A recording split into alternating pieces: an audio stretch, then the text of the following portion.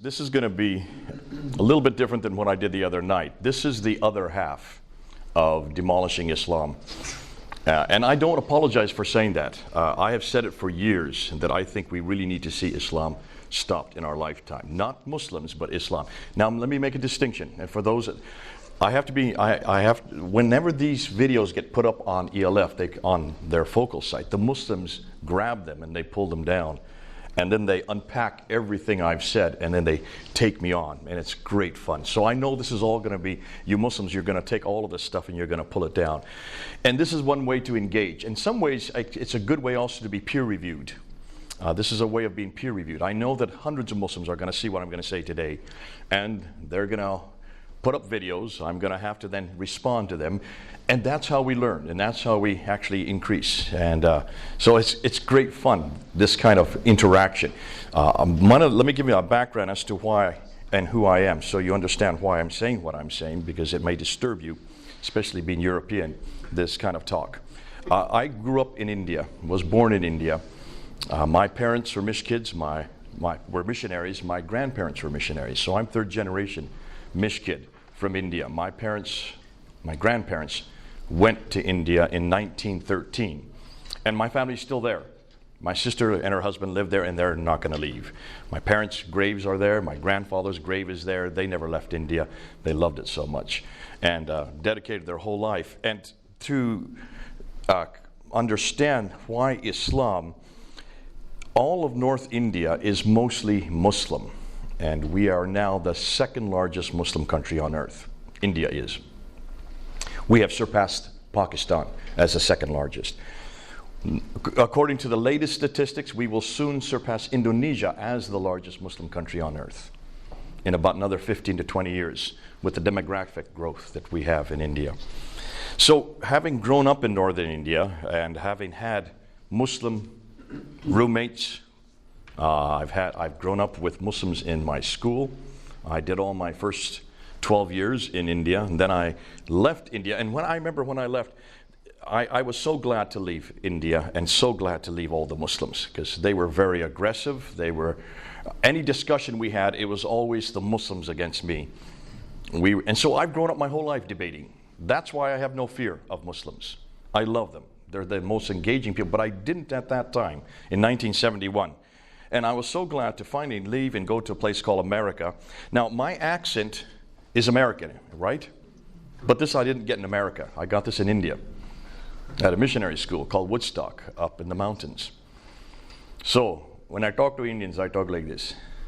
They say, "What are you doing? White man talking like this." But I can't help it, you know. We talk like this all the time. This is the way we talk whenever we're in that environment. Moving into the American accent, I have to use that in the West. And it's that background that prepared me for what I'm doing now. I didn't plan to go back to the Muslim world. I married a Mish kid like myself from Kenya. Judy, here's her picture here, my wife. And she grew up in Kenya, I grew up in India. We met in America in undergraduate studies. But after we got married, I was doing postgraduate studies at that time, and I went to a seminar, a one-day seminar, something like what we're doing today, on Islam. And we were told back, this is 1981 now, so we were told back in 1981 that there were 800 million Muslims. Huge number. How do you compute a number like that? Too big. But then we were told that there were only 1,500 missionaries working amongst them. Now that number I could compute. That was a small number, and we were told that 1,500 only made up 2% of all missionaries. So worldwide, we were sending only 2% to the fastest growing religion on earth. And those two numbers were like a slap in the face. And I turned to my wife and I said, "What in the world are we doing wrong? Why is it we're only sending 2% to the one religion that's attacking us at our foundation, the one religion that is growing faster than any other, the one religion that is taking over the world?" Now that back then in 1981, it was still pretty much in the Muslim world. There weren't that many Muslims in the West yet.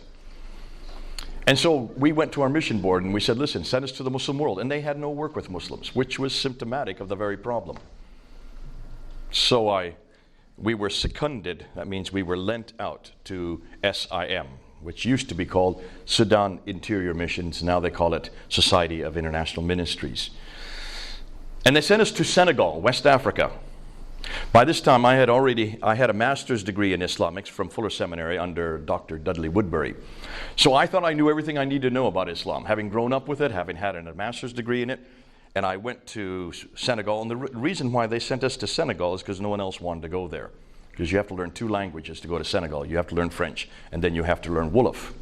So we went to work amongst the Wolof people, and I immediately realized that my training did not prepare me for this kind of Islam, because this was a very much of a Sufi Islam. It's the confreries, the brotherhoods, the Qadriniya, the Tijaniya, the Murids, especially the Murids, which was an indigenous group of Muslims. And every one of these brotherhoods had pirs or marabouts. Marabouts would be like sheikhs. They would be authorities, but they became mediators between God and man. They took on the role of mediation. Now that I had never really studied. That doesn't exist in Orthodox Islam at all. In fact, it's anathema in Orthodox Islam. And most of these confreries, these Tijaniyas, these Qadraniyas had come out of Iraq and had filtered down through West Africa. And remember, in West Africa, we've had Islam there since the 11th century. So it's a very old form of Islam.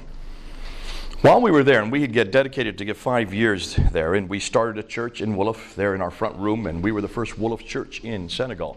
It is now daughter 2 or 3 other churches. But after 5 years, we got a warning, or not a warning, but a call from our missions office saying there's a real problem in London. Now, I looked on the map, and London did not look like it was in the 1040 window, in that window that you think of the majority of Muslim populations, the 10th and 40th parallel. London was outside of that window, and I couldn't figure out why there were this large group of what they call radical Muslims. And they didn't know how to deal with them, and they didn't know, none of the missionaries had ever come across this kind of Islam. Well, I suddenly perked up and said, hold on a minute, radical Islam, those are my people. They're the ones I love. They're the ones I work with. That's what I'd grown up with. Do you understand what I mean by radical Islam? Well, what's the word radical mean? Give me a definition of radical. A radical number is what? Root. Root, there you go. So let's use that definition. Radical Islam would be the root of Islam. To be a radical Islam means to go back to the root. So what would be the root of Islam? There you go. And the model for this book? Okay, so the Book of the Man.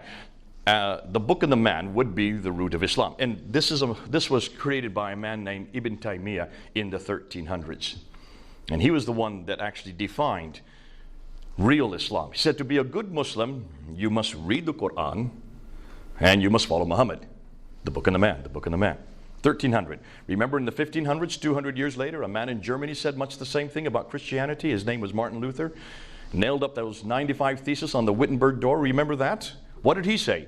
To be a good Christian, we must sola scriptura. We must only come back to Scripture, which is modeled on Jesus Christ.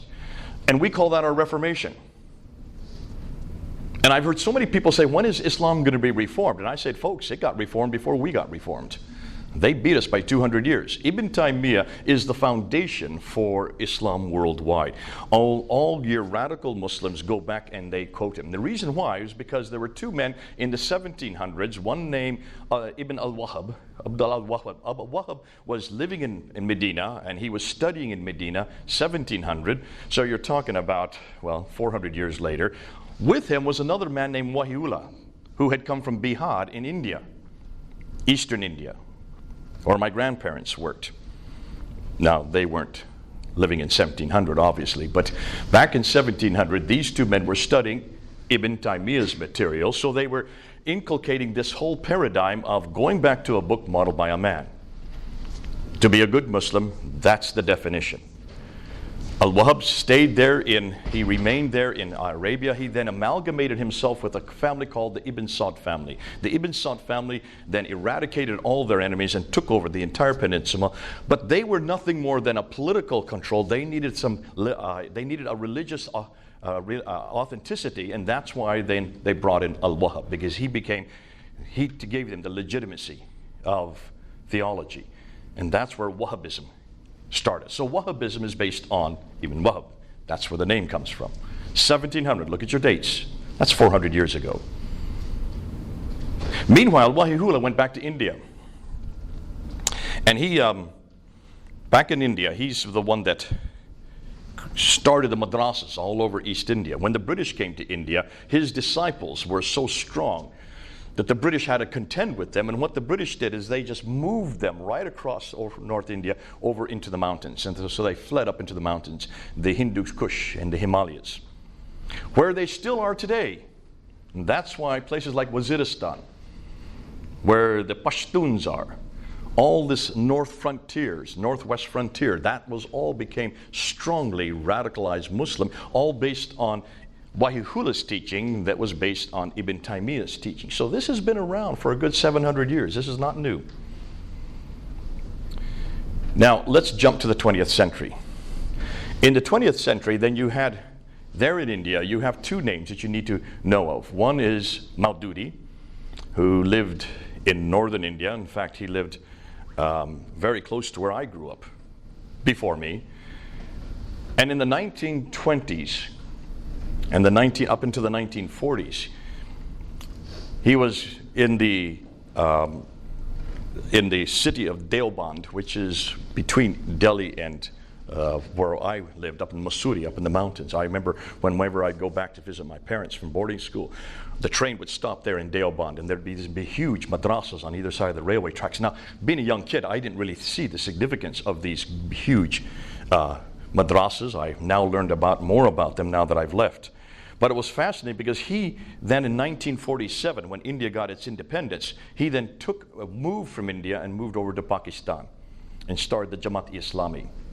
And the Jamaat-e-Islami then took over many of those madrasas in the northwestern frontier. And they created huge schools of training, all training and teaching Ibn Taymiyyah's material. Go back to the Quran, modeled by the Prophet Muhammad. Their students were talibés. Talibé means student in Arabic and in Urdu. The talibé became the Taliban. The Taliban then moved into Afghanistan, because that's all Pashtun, they're all the same tribe. Moved into Pakistan and threw out the Russians. That's probably where you all came into the picture. That's where many of you then were living, and you know what happened once they threw out the Russians. Meanwhile, in Delhi, even before that, in 1920s, a man named Muhammad Ilyas. Muhammad Ilyas was another very radical Muslim who had been brought up on Ibn Taymiyyah's material. He had been heard about all that Wahihula. But we're now in 1920s, he started another group called the Tablighi Jamaat in Delhi, capital of India. And remember, at that time, Pakistan, India, and Bangladesh were all one country, created by the British. So that was a huge block of Muslims right there in one country. In 1947, then it became three countries: West Pakistan, India, and East Pakistan, or the other way around for you: West Pakistan, India, and East Pakistan. So here you have the Tablighi Jamaat growing in India. You have the Jamaat-Islami growing there in Pakistan. That's what's happening in the Indian subcontinent. Now, this group, the Tablighi Jamaat, has grown and grown and grown since 1920s, 1924, so almost 100 years. It now is in 120 countries, and it has a membership of 80 million. Let me repeat that number, 80 million. That's a big number, isn't it? That's the population of Britain right there. Those are the Muslims I have been having to contend with in Britain. Most of the radical Muslims I'm engaging with are the Tablighi Jamaat. It was the Tablighi Jamaat that came and blew themselves up and killed 52 people in July 7th, 2005 in London. Do you all remember that? That is the Tablighi Jamaat. Most of the attacks that we've been getting in London and Manchester, we're just celebrating yesterday or today the bombing of Manchester. That was yesterday, I think. That was at the Tablighi Jamaat. So almost all the attacks that we're getting in Britain are infused by the teachings of the Tablighi Jamaat. These are the groups that none of you have heard about, and you never will hear about because you're not engaged in that level. Most of you have only think about Islam as being Arab. You're not thinking about the Indian subcontinent. The Indian subcontinent is by far much greater, much bigger than anything in the Arab world. And it's the Indian subcontinent where we're getting all of our attacks against Christianity. There is not one well-known Muslim Arab who is attacking Christianity. Name me one. Let me give you the names of all those who are attacking Christianity. Ahmed Deedat. Is he Arab? No. He lived in Durban in South Africa, but he's from India. Zakir Naik. Go up on YouTube, put his name there. Thousands of videos by him. He's from Bombay. Probably the most prolific today. Shabir Ali. No. Lives in Toronto, but he is from India. Adnan Rashid from Pakistan. Mansur Ahmad from Bangladesh. Most all of the best known debaters today, polemicists who are attacking Christianity, are from the Indian subcontinent. And there's a reason why they're from the Indian subcontinent. Two reasons really. One is because they were colonized by Britain, and being colonized by Britain, they have grown up with the English educational system. From middle school on up, everything is in English in India, Pakistan, and Bangladesh.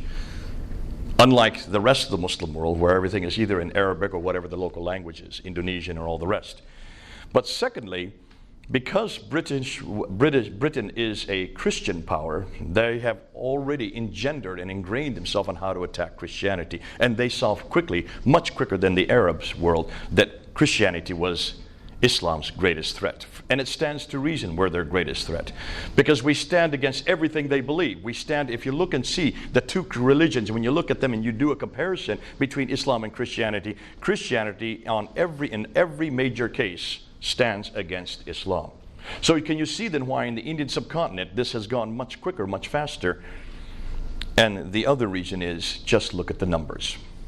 Just look at the numbers of Muslims in Pakistan, India, and Bangladesh. If you just add up their Muslim, not Hindu, not anything else, just Muslim population, you have over 650 million Muslims.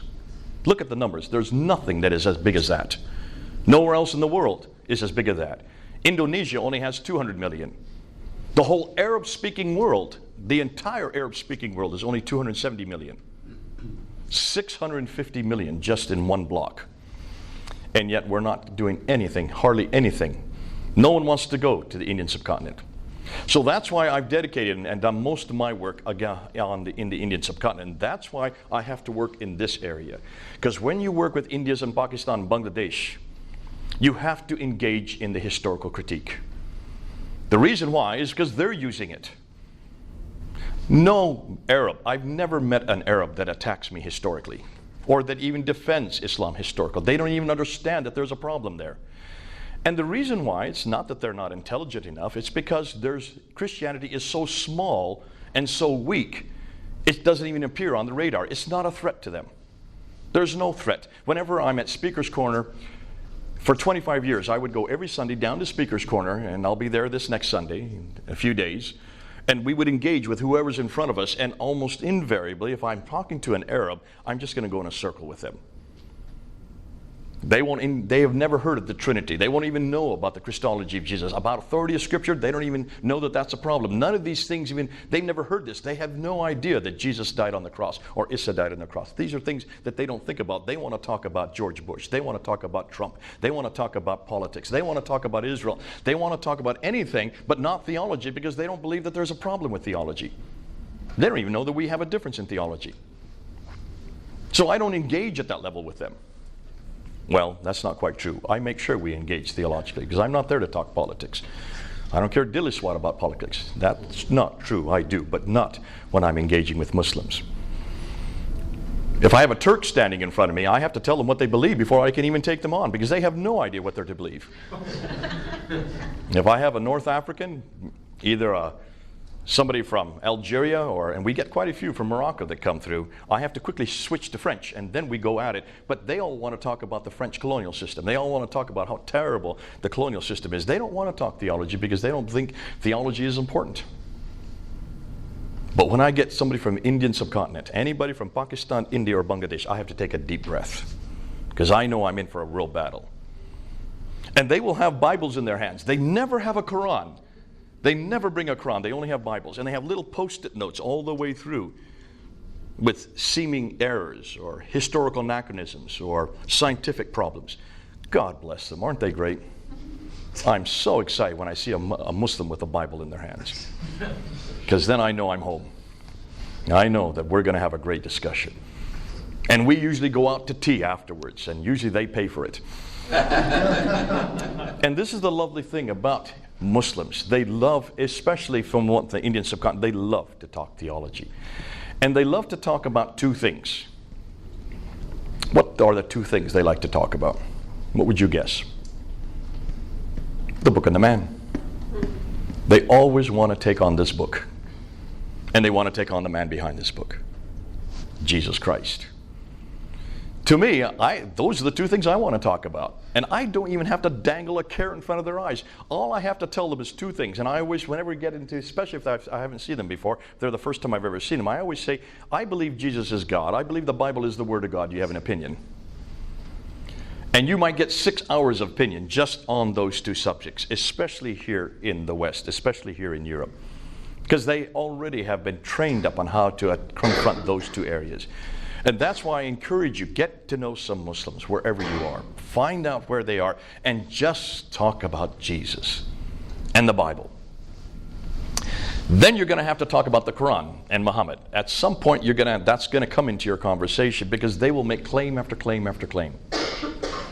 And this is now where we're going to get in today's talk. So that's the introduction, which took me, 15 minutes, sorry about that, to get into. How many have seen this lecture before? I've done this lecture once before, back in 2016. None of you? 1, 2. Well, you've seen everything I've done, so you don't count. In fact, I might have you come up here and do some of this. This is my other expert over here, so he's the other one, the other Islamicist in the room. What we're going to do then, I wasn't going to go through all introductory, but since none of you have seen this or don't where I'm going to go, we're going to do the whole introduction and go and walk you through it so that you know where we're going. Now, we are going to go till 10:30. Then we're going to have a half an hour break for coffee and try to peel yourself off the floor. And then we're going to come back at 11 o'clock and go till 12:15. Am I correct? 12:15. Under orders of my friend from Scottsdale. Because she wants to then give you, I guess, a handout for after that. And we do need to get out of here and get our luggage so we don't get stranded here from getting our planes. So let's go ahead, and at any time, if you have any questions, just raise your hand because we have lots of time to get through this. We're in no hurry, and I really do want to engage. And I want you to come back at me. Try as best you can, especially, you put on your Muslim cap today, all right? Try to be a Muslim and try to listen to this from a Muslim perspective and try to hammer me any way you can, because the more I can get hammered now, the better it's going to be for that film. But also, it's better for the Muslims to see that we are able to engage like this as Christians. Let me define terms. I am a polemicist. My PhD is in polemics. In fact, I think I'm the first in the world to get a PhD in Islamic polemics for one very good reason. Most people don't even know what the word means. Secondly, there's no school in the world that teaches it. This doesn't exist. Am I correct? There's just no school that would dare teach this because they would be targeted by Muslims. Polemics, do you all know is there someone who doesn't know what that word means? You all know what it means? Yeah? Great, so we can go right ahead. So I go on the offense. That's what I am. I'm very offensive. And I don't apologize for being offensive because this is exactly what I'm called to do. Don't you do this in the Arab-speaking world, in Pakistan. You can do this in India, but not in Bangladesh. All right? You can do it in Indonesia. I have used this in Indonesia. I got stopped at the airport when they saw who I was, and they wanted to look at my computer, but I better be careful what I say. So this is all going on film. I won't tell you what I did.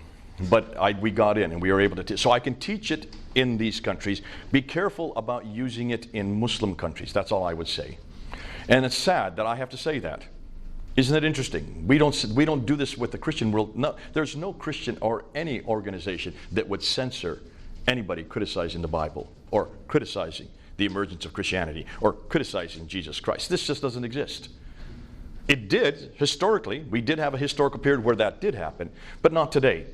And certainly not in the New Testament period. And that's why it's fascinating that we're now coming full circle. We're doing what Paul did. And what I'm doing today is what Paul did when he was in Ephesus or Berea, Cappadocia, Laodicea, whenever he went into the synagogue and confronted the Jews with what they had done to the Messiah. That's what I do. I follow. He's my example and he's my paradigm. So what we're going to do today, be aware of the fact that this is more for Europe. This is for your locale. This kind of material you can use all over Europe. And really all over the world just not in the 1040 window. And I'm even saying that, be careful, because there are many places you can use it in the 1040 window. I'll let each one of you decide in your own, wherever you're going to move, or whatever country you're in, how it is effective or not. So let's start with this claim that Muslims make. So what do they claim? Well, they make the claim, and for the last 1,400 years they've made this claim. Now, I am going to tell you, put your pencils down. You're not going to keep up with me. However, all of you can have this PowerPoint. At the end of the session, just give me your USB drive and I'll slip it over to you and you can put it on your computers. So this is available to all of you, not to those on the camera. I get this all the time. People all over the world, because you said we could have this PowerPoint, because I said it on camera. For people only in this room, you can have this PowerPoint, all right? Because I do not want to spend my whole life sending PowerPoints all over the world. And remember, even what I say today, in another 6 months, it'll have changed. Because we're getting in so much new material all the time. That's the exciting thing about this material. It is new, and it is exciting, and it's all going one direction, which is really helping us out. So let's go ahead and start with this claim. Whether Muslims are radicals, whether they are nominal, whether they are liberal, they would all make, well, maybe not the liberals. Let's hold off on the liberals. They may not make this claim, but anybody else would say that Muhammad is the last and the greatest of all prophets. They would say that the Quran was his revelation sent down only to him, and that it is the final and greatest revelation. So it supersedes anything that comes after it, or sorry, even before it. And therefore, Islam is the final religion based on Muhammad's life and sayings and the Quran's teaching. So that's the book and the man. The teachings of Muhammad would be the Sunnah, and that would include the Sirah, which is the Siratul Rasulullah, his biography, the Hadith, which would be his sayings, the Tafsir, which would be the commentaries on the Quran, and the Tahriq, which would be the history. So those are the four genres of the Islamics, or the Sunnah of the Prophet, looking at his example to then apply what's in the Quran. So, Islam is completely dependent on one book and one man, the book and the man. So we need to investigate both the Quran and Muhammad and see if indeed the Muslims are correct. We've already done the book 2 nights ago, and that, by the way, is up online. That what I did 2 nights ago is already up online on Fander Films. If you want to take a card, here's the thing on YouTube, Fander Films. Go up and look at it. I put it up about a month and a half ago. It was a talk that I did on the Quran in Hong Kong back in November, where I was to debate a Muslim, and he never showed up. So what I did, we decided to go ahead and put it and do it at the university there, the City University. The day before we were to do that talk at the City University, the Muslims in Hong Kong went to the authorities and said that I was a hate preacher and that I was an Islamophobe. Now, the City University didn't even ask to talk to me about it. They just banned me from the university, just like that. This is the second year running where that has happened. The year before, in 2017, I was also in Hong Kong to go to another university to talk a similar talk, and we had already started the talk like we're doing right now. We were halfway an hour into the talk when the authorities came and threw us all out, 200 of us. And we all had to walk down the hill to a church and continue it. But you know, you can ban us all you want. We still film everything we say. And that went up on my Fander Film site about a month and a half ago. Over 40,000 people have watched it now. And we're getting reports, and Muslims are now contacting me who have become Christians because of that talk. The same talk that you all heard, but you heard very encapsulated, very short form, that is now up. So you can get the one on the Quran on Fander Films. That's up there now. Now this here is the next step. This is going now to Muhammad himself. This is going to the emergence of Islam and to these claims. One book modeled by one man. So what about the man? Well, let's see what Muslims have said. And this is what I called, this is the classical account. This is the only account you're going to hear on university campuses. This is the one you've grown up with. This is the one that every Muslim knows. And it starts from the premise that Muhammad was born in 570 in Mecca. That he received, or he came upon an angel in the Hira cave. Now he would go up there and meditate according to the classical account. I'm going to keep saying the classical account, okay? You'll see why. According to the classical account, based on Ibn Hisham and Ibn Ishaq. So anytime I say Ibn Hisham and Ibn Ishaq, hold on to that, you'll see why. In 610 then, when he was approached by this angel, well, he didn't know who it was, and the angel says, Akra, which means read or recite. And his response was, Ma'akra, I cannot recite. The angel squeezed him. This happened 3 times, and finally the angel let him go. He fled back to Mecca, went to his wife, Khadija, his only wife at that time, told her what had happened. And so she did a quick test by having him sit on either leg, asking him the question, and then disrobing, knowing that if it was an angel, the angel will not be in her presence while she was naked. And so when he still said, yes, this was what happened to me, she realized he was telling the truth, went to her cousin, Waraka ibn Nawfal, to have him listen to this story. Waraka ibn Nawfal, according to the traditions, was a Nestorian Christian. Isn't that interesting? So her cousin is the one that listens to the story, turns to Muhammad and says, truly, you are a prophet. This is a revelation coming to you. So it's a Nestorian Christian that gives Muhammad the authority as a prophet, one of the ironies of history. He then starts to receive these revelations, and he receives them from 610 to 622 there in Mecca. He then, while he's receiving these revelations, he then recites them. He does not write these down. His companions there in Mecca would memorize what he was saying. So if you look at the Quran and you just split it in half, now this goes from right to left because it follows the Arabic. That would be Medina, this would be Mecca. So it's these surahs at the latter half, the second half of the Quran. There are some Medinan material here, and there is some Meccan material here, but that's the Meccan. It's the second half of the Quran because they're the larger surahs. Sorry, the other way around. They're the smaller surahs. So these revelations were much more short-winded to begin with, and they got more and more long-winded as he moved to Medina. He moves to Medina in 622, but before he moves to Medina, and then 621, he is woken up in the middle of the night, and he's told to go up on the back of a winged horse, who flies him up to Jerusalem, and from Jerusalem he goes up to the 7 heavens, gets up to the 7th heaven, and meets Allah up there, who tells him to pray 50 times a day. Comes down to the 5th heaven, meets Moses. Moses said, how many times did I ask you to pray? He says, 50. He says, that's way too many. Go back up and see if you can get it down. So he bounces back and forth between the 7th and the 5th heaven, bringing the prayers down from 50, 45 down to 10, 5 prayers. Once he gets it to 5 prayers, Moses says, fine, now you can go back down to earth. That's where we get the 5 prayers from. It's called the Miraj, and that happens there in 621 while he's in Mecca. Interesting. So the 5 prayers all Muslims pray today come from Moses. And it's fascinating because you will not find 5 prayers in the Quran. You will only find 3. Ironic, isn't it? Nonetheless, this happens in 621. 622 then, he is invited by the Ansar there in Medina to come up and arbitrate between the Ansar and the Jews. The Banu Kainuka family, the Banu Nadir family, the Banu Qurayza. These are the 3 Jewish tribes that were very wealthy, and they were dominating the trade, and the Ansar were having difficulties with them, and that's why they used Muhammad as a neutral arbiter to come and do that arbitration. So he moves up in 622. It's known as the Hijrah. Hijrah means, as you know, it means exodus. So he has an exodus to Medina with around 80, some traditions say as many as 200 followers. So it was not very large. Not very many people at that time. 622 then, he starts receiving this part of the Quran, the first part, the Medinan material, much longer, much more violent. These are the problematic chapters, not these. 622 then, that begins, and then between 622 and 633, then in 630, he then moves down to Mecca, takes over Mecca without firing a shot.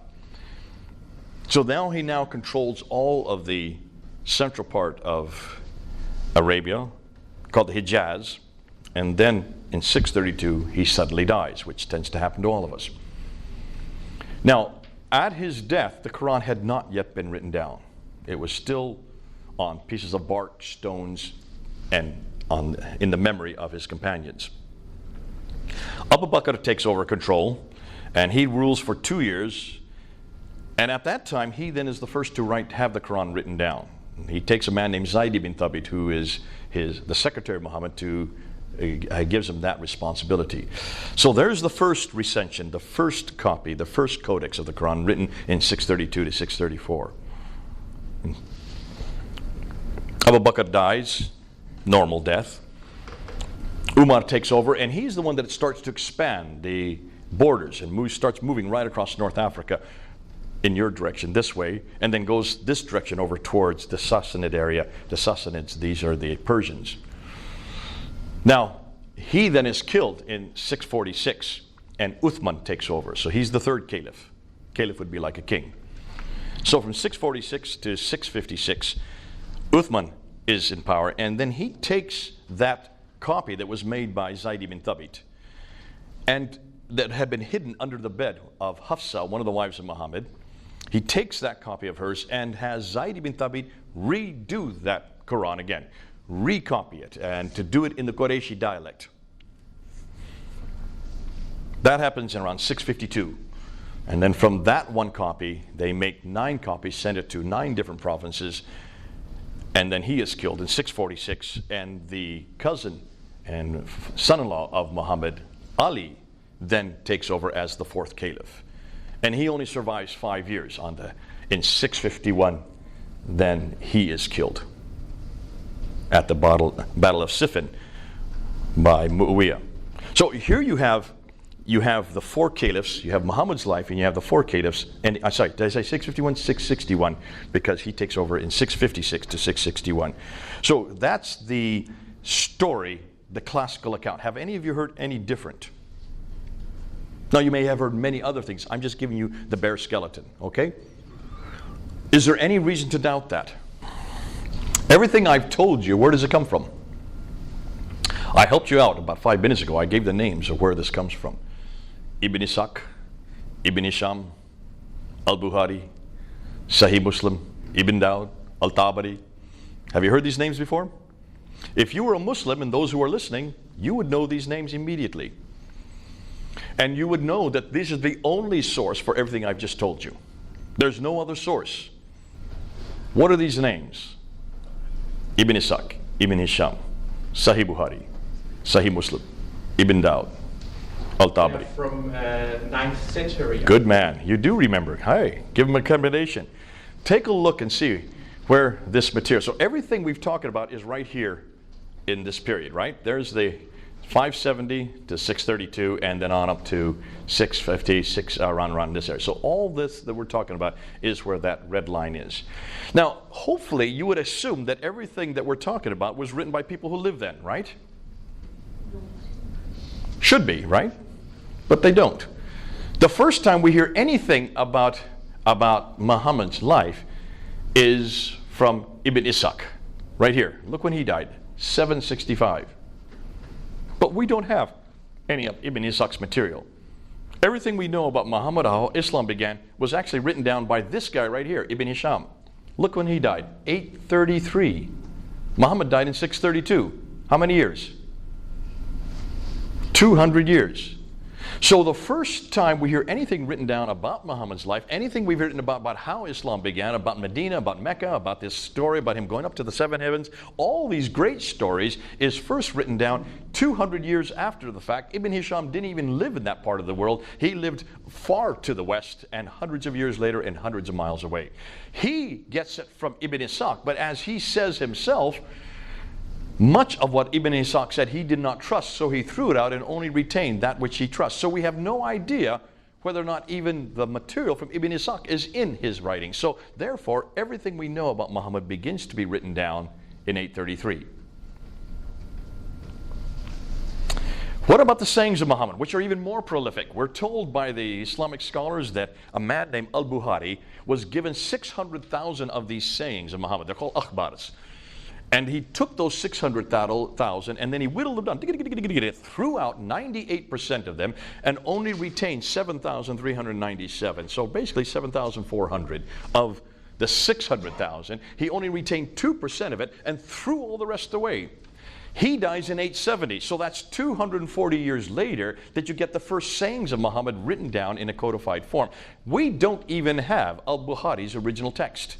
The earliest text we have for Al-Bukhari is not till the 11th century. When you get all 9 volumes, the 9 volumes of Al-Bukhari do not appear until the 17th century. Ooh, Are you seeing what I'm saying? Now, the others that write down the hadith, men like Sahih Muslim, Ibn Dawud, they all write after 870. So you're talking about 240 and later that you finally get these references to what Muhammad said. But these people don't even come from Arabia. Bukhari comes from Buhara, which is up north of Iran today. Hundreds of miles away, hundreds of years later, they had never met Muhammad, yet they suddenly know what Muhammad said. So everything that we're dependent on, for our Muslims are dependent on for the classical account, comes from not 765, but from 833 and later. Now let's look at Christianity. Let's look at the biography of Jesus and look at the sayings of Jesus. The biography of Jesus would be Matthew, Mark, Luke, and John, the black letter part of Matthew, Mark, Luke, and John.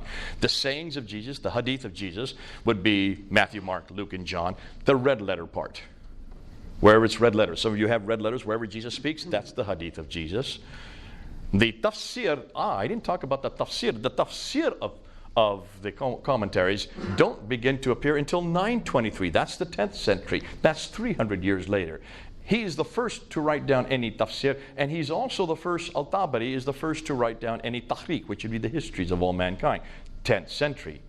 So everything we know about Jesus, what he said and did, was written, well, the first three Gospels were written within 40 years of Christ's death, by 60 AD, 70 AD, and then you have John that would have been written about 90 AD. So within 60 years of Christ's death, you have the hadith of Jesus and the sirah of Jesus. Am I correct? 60 years. Written by those who actually knew him. John and Matthew were right there. They were with Jesus for the last 3 years. They saw what he did. They heard what he said. So they were eyewitnesses. The other two, Mark and Luke, got it from the eyewitnesses who were with Jesus. So here you have the tafsir and the tikh, and then the tafsir. The tafsir of Jesus would be the commentaries that explain what he did, would be Paul's letters. The gospel of Jesus applied in Philippi. The gospel of Jesus applied in Corinth, in Ephesus. These are the letters. So that's the commentary that would be equivalent to the tafsir of Muhammad. These would be the tafsir of Jesus. They were written within 15 to at least 65, because 62 when Paul was then finally killed in Rome. So all of them would have been written within 30 years of Christ's death. Am I correct on that? Though he was not an eyewitness to Jesus himself, he was the one that took and then applied it to each one of those cities. And the Tahriq would be the book of Acts. There's the equivalent, the book of Acts, which is this history of the early church. That would have been written by Luke. It had been written between 52 AD and 62 AD, within that 10-year period. So you understand that within 30 years you get the Tahriq. So all four genres are written within 50 to 60 years of Christ's death. All four genres for Muhammad would be written 200 to 300 years for Muhammad's death. Which is more authoritative? And yet no one's asked this question. I remember hearing this in 1994 when I was studying there at School of Oriental and African Studies under Dr. Gerald Hotting, and I heard these late dates, and I said, wait a minute. I raised my hands, and I said, this is hugely problematic. He says, yes, but we're not going to talk about that. Because there were 25 Muslims in the class. And he was the first one to introduce me what I'm going to be doing next. But it was fascinating that he did not want to come to any conclusions because he was fearful of what the Muslims would say. In London, the premier school in London on the history of Islam. So, 21st century scholars are deeply troubled by these late dates. And so they're saying this: Islam as we know it did not exist in the 7th century, but evolved over a period of 200 to 300 years. The Quran probably was not revealed to one man in 22 years, but likely evolved over a period of 50 to 100 years. Their conclusion is that the history of early Islam, at least from the time of the Caliph Abdul Malik and before, is a later fabrication. Now, that's a huge bit to say. How am I going to prove it? I'm not going to prove it. I'm going to let them prove it. We're going to use their material. So, let's look at their concerns. This is their primary concerns. Why is it took so long to write this down? Why did it take 200 years to write down what Muhammad said and did? 240 years in some case. Were the people not literate? Remember, they controlled by 685. This is by the time Abdul Malik comes to power and creates, and we're going to see, remember that name. We're going to talk a lot about that name this morning, Abdul Malik. He is the great caliph from 685 to 705, who then introduces the whole Arab identity. But nonetheless, up until his time, they controlled Basra, Baghdad, Damascus, Jerusalem, Cairo. by 642, and then from Spain to India by 685. Spain to India, that whole swath of land, from Spain to India, was under the control, and still is under the control, except for Spain and Jerusalem, Israel. All the rest of that land is still under their control 1,400 years later. So there's no reason not to have written this down. Plus, people could read and write, could they not, in those countries? Certainly they could. We know there was a library in Alexandria in the 5th century that was burned to the ground. So people could read and write. Muslims tell us that they could read and write. They are the ones that tell us that this was written down in 632 by Zayd ibn Thabit. If you're writing down, that means you're putting together a book, right? It's their claim. So you cannot excuse it by saying no one could read and write that early. It doesn't work anymore. More than that, where did the 9th century biographers get their material from? Well, if you look at every one of the akhbars, there's a matan that precedes it. And that would be the names, the isnad. The isnad would be the names of those from what this material got it from. So I got it from so-and-so, who got it from so-and-so, who got it from so-and-so, who got it from a companion of the Prophet. And in every case of all of these akhbars, they have these isnads that are derived there. Now, what does that tell you? What is this all based on? Oral tradition. Everything we know about Muhammad, everything we know about Islam, everything we know about the emergence of Islam, everything we know about how the Quran was put together, all comes from oral tradition. I have a problem with oral tradition because I know what will happen. If I told you something in your ear and you tell her and he comes on down here, by the time it gets to him, what I tell you and what I tell him are two different things. You probably play that in birthday parties. We call it Chinese whispers. Sorry if there's any Chinese here. Or telephone. It's a great thing to play, but within a 15-minute period, if you can get a whole different story, can you imagine what happens over 200 years? And so you can see that this is problematic. This is enormously problematic if everything that Muslims are dependent on, everything they know about how Islam began, who their prophet was, and also how the Quran was written, is all based on oral tradition. Can it be trusted? Absolutely not. And that's why where the historians are very concerned. And what they're saying is, why not, if we cannot trust it, why don't we go back to the 7th century? Let's go back to the 7th century. Let's go to this time period when the world looked like this. And this is by 661.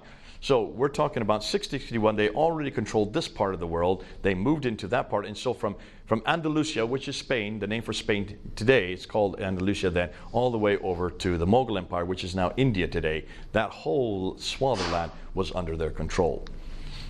Very literate and very certainly would have had no excuse whatsoever to have written this down. Now, what I'm going to do is I'm going to look at these scholars here. These are the scholars I get my material from. Dr. John Wansborough, who is head of department at School of Oriental and African Studies, he came out with 2 books called Quranic Studies and Sectarian Milieu in the 1970s that blew open this whole criticism. And so I'm going to be using him. Dr. Gerald Hotting was my teacher in 1994 when I studied there at School of Oriental SOAS. And he looks at the 1st century of Islam and is probably the best one that I've come across that unpacks that material for us. Dr. Patricia Corona I knew her. When I started my doctorate, she was one of my first supervisors. She was at Cambridge at that time. She reads and writes 15 languages. All archaic languages. So you can see the scholarship that we're talking about. I don't think anybody's been able to equal her. She just passed away about 1.5 years ago. She got death threats for writing a book on Meccan trade. I'll be using her material on Mecca that we're going to come to. And she had to move from Oxford University to Cambridge University. That's when I knew her. My first debate in 1995, I went to her office and she was the one that actually walked me through all this newest material. And it was her material that I used in that debate. I gave 10 historical questions to Dr. Jamal Badawi in 1995, August of 1995. That was my first debate on this material. We're in 2019. This is 24 years later. And yet, Jamal Badawi, none of them have been able to answer those 10 questions. All of them came from Dr. Patricia Corona. Now, we put that up on the internet. It's still up there. And you'll see why, because some of those I'm going to introduce in this talk. So this is nothing new for me. This has been around for 24 years, 25 years, moving on to 25 years. Dr. Andrew Rippin, out of Calgary. He is probably the one that has brought these difficult ideas and put it down to layman's terminology. Now, he just passed away as well. Dr. Robert Hoyland out of Oxford, he's no longer there. I think he's up in Edinburgh. I'm not sure where he's at right now, but when he wrote his book on Seeing Islam as Others Saw It, he reads and writes 18 languages. So these scholars are really linguists. They go back to the original language and they read them in the original language, and they usually don't translate them for the rest of us because they don't want Muslims to read this, which is tragic because they're up in the scholastic world, they're in the academia world, and they do not want this to get down to the streets. When I was studying with Dr. Gerald Haunting, I would take what he was saying in class, and after 2 weeks, every Muslim in that class left the class. I say not every, 2 remained. This is in 1994 when we were hearing this material. And it's the first time I'd ever heard this material. I had a master's in Islam and I'd never come across this material because they were not teaching this in America yet. This was only being taught in Britain and Germany. Those are the only 2 places they were teaching this new material. And I remember as the Muslims left, they slammed the door, yelling Allahu Akbar as they slammed. The reason why is they could not come up with any rebuttals. They had no idea how to handle this kind of material. And that's why Gerald Haunting was going very soft. He didn't want to come to any conclusion. He just put it out there. Well, I was going to Speaker's Corner at that time, and I just started to try it out at Speaker's Corner. And I got filmed there. They didn't have these smartphones back then, but they did have cameras. And it was put into a video cassette, and they were selling it in the bookstores there in London. And one of the students saw this VHS. Remember the old VHSs? Brought it to Dr. Haunting and showed him. And one of your students is getting up and actually introducing what you're teaching down at Speaker's Corner. He called me to his office, and he gave me a lecture. He says, "Don't you ever do this." I said, "Sir, if you're putting it out there, I've got to use it. If you're refusing to use it, I've got to do it. Don't stop me. Muslims need to hear this.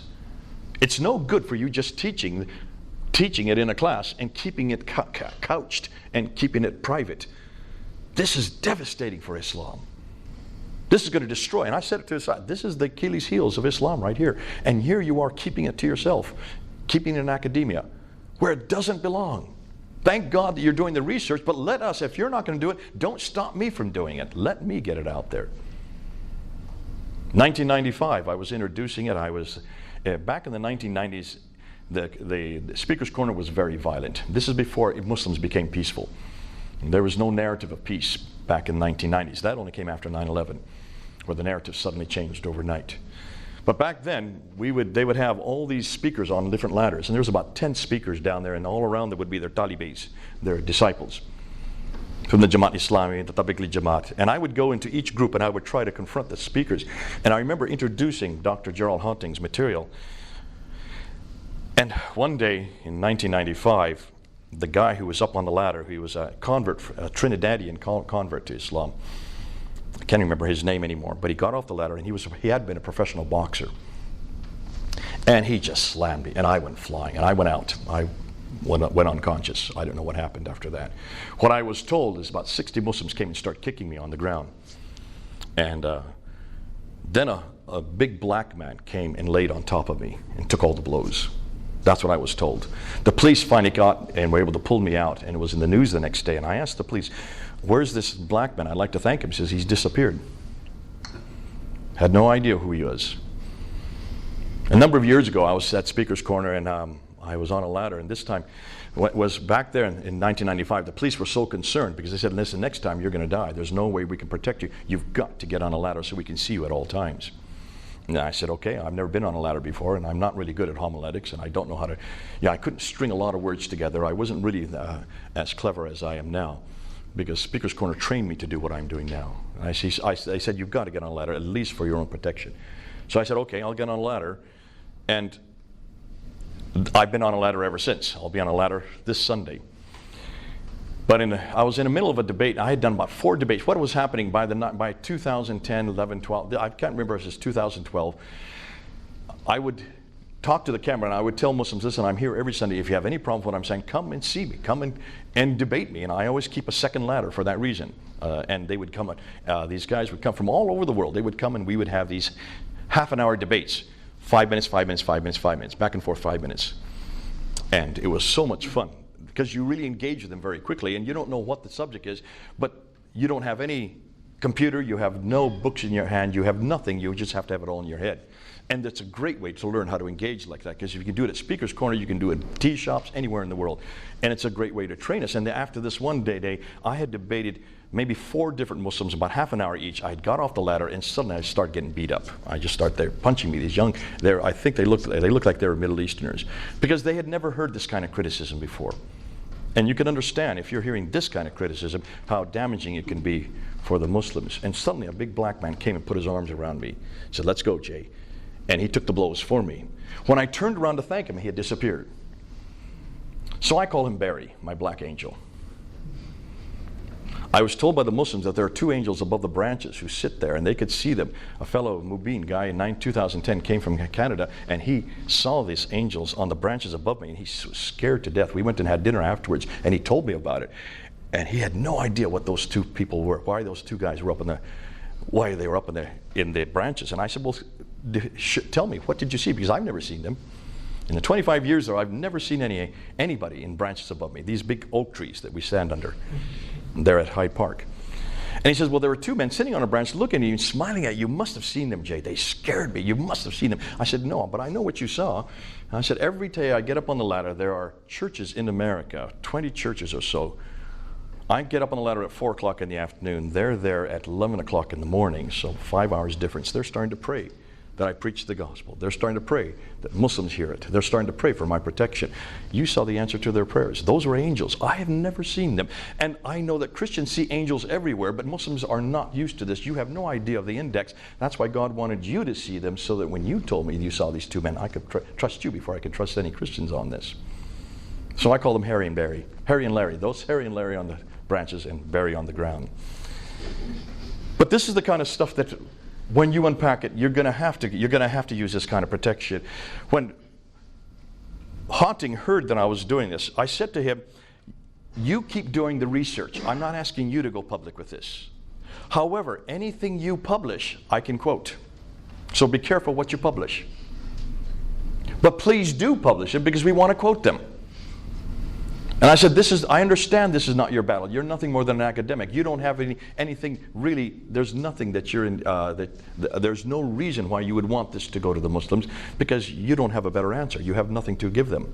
I do. And the question is, what do we do if we're going to talk about oral tradition, or we're going to talk about historical authenticity and credibility? Should we not apply that to every faith, including the Jehovah's Witnesses, including the Mormons, and especially the Mormons?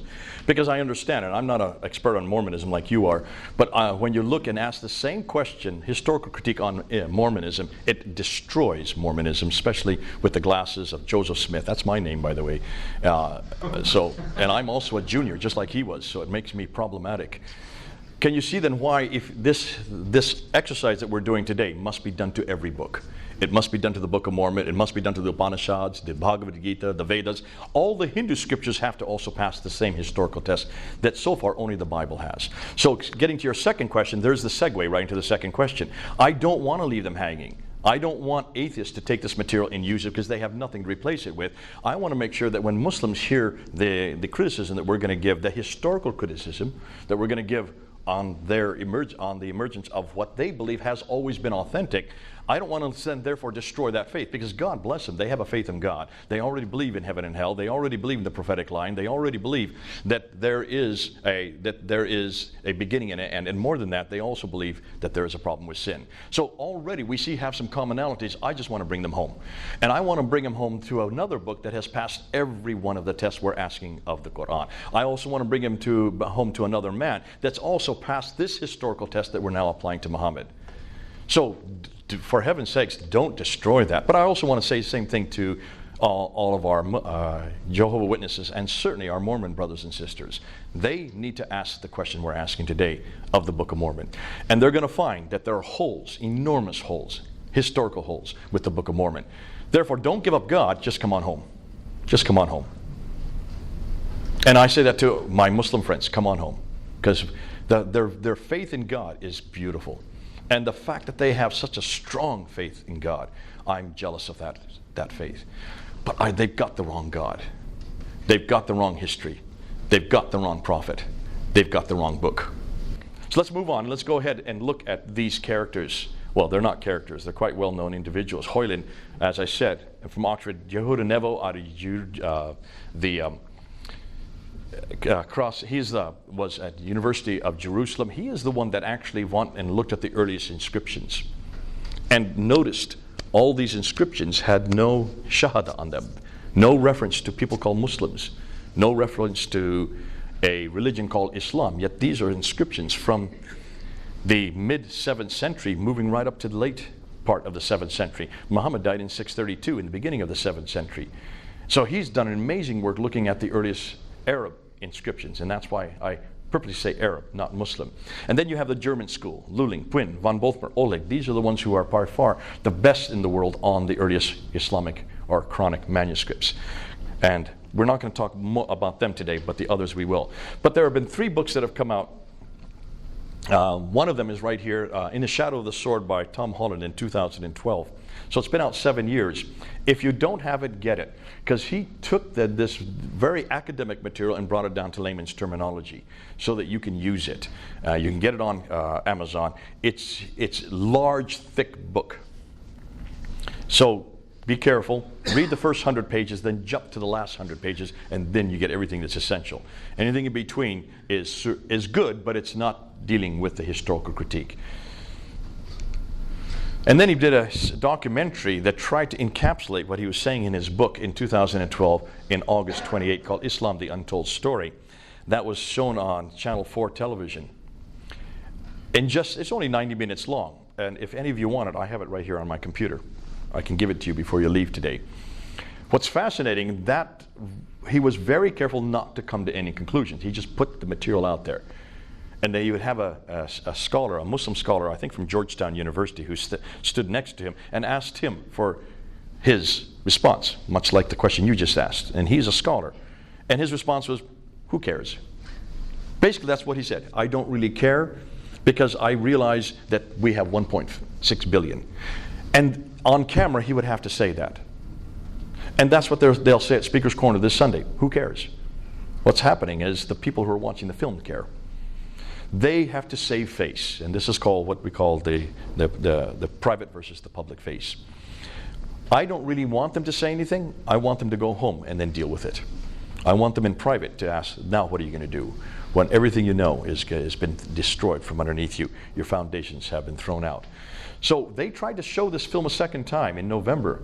The Muslims wrote in, they refused to let it be shown, and so it's never been shown a second time. The censorship is so strong in Britain now for anything that's against Islam. Then you have Dan Gibson. Now Dan Gibson is an archaeologist. He has, rather than read books, although he has read books his whole life, he grew up in a family that were archaeologists. His grandfather was an archaeologist. His father was an archaeologist. They all lived in the Middle East, so he grew up in the Middle East. He speaks fluent Arabic, and he went in 1979 and did research on the geographical areas that are in the Quran, and also on the Qiblas, especially the Qiblas. That means the direction of prayer. And I'm going to use an awful lot of his material because he has probably been the most prolific in this area. So from 1979 to 2004, for 25 years, he lived in Morocco, he lived in Jordan, he lived in Yemen, and he just spent his time amongst the Bedouin. And he is the first one to actually go to every one of these locations. Physically go to every one of them and then get his coordinates in situ. He didn't stay in London or in a large city away from that place. He actually went to each one of these locations to find out how to answer these questions. So what are they finding? I'm going to give you the conclusions before I even support those conclusions. What they have found is that the first Arab inscription referencing Muhammad is in 691. Hold on a minute, he died in 632. Do you see how problematic that is? The first Arab, I'm not using the word Muslim, I'm saying Arab inscription. We don't see any reference to Muhammad in any Arab text prior to 691. That's 60 years too late. The first reference to Muslims is in the 690s. Around the same time that Muhammad is introduced, so is the word Muslim introduced. Yet Muslims were supposed to have been around since 624.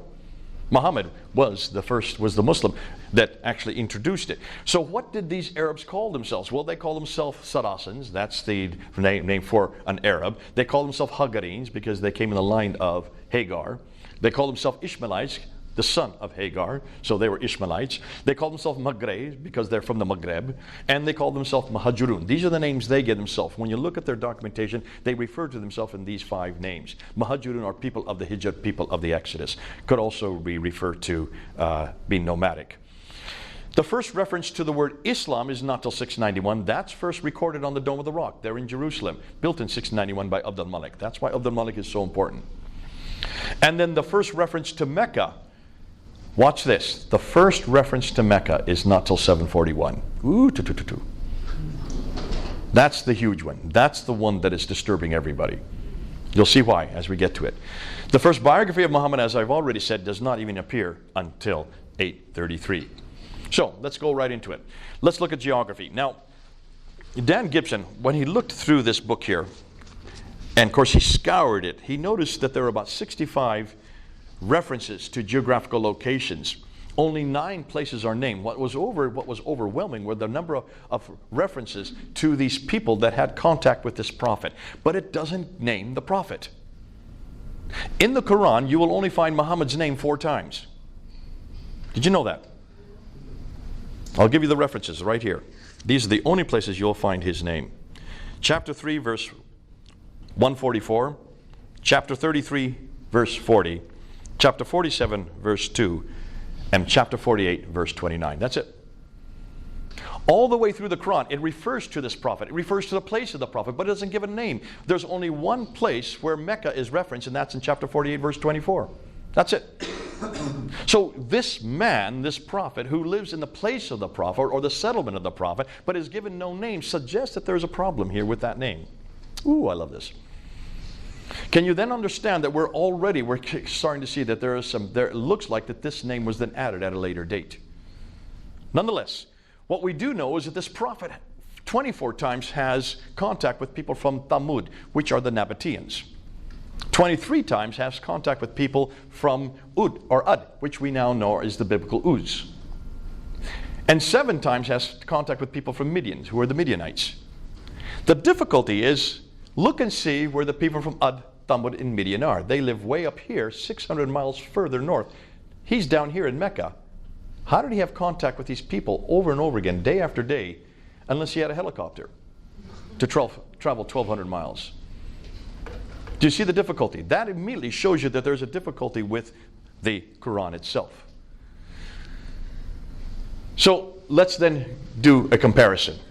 In the Quran, there are 65 geographical references. 9 places are named. 600 miles too far north, every one of the places is in the wrong place.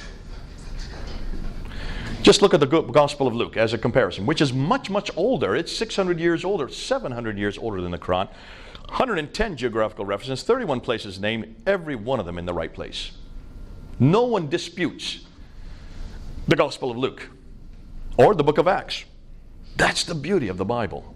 So like with like, you can see enormous disparity just between something as simple as geographical locations in 2 different books. So let's now go to the second problem, Mecca. And this is the biggie. What are you going to do with Mecca?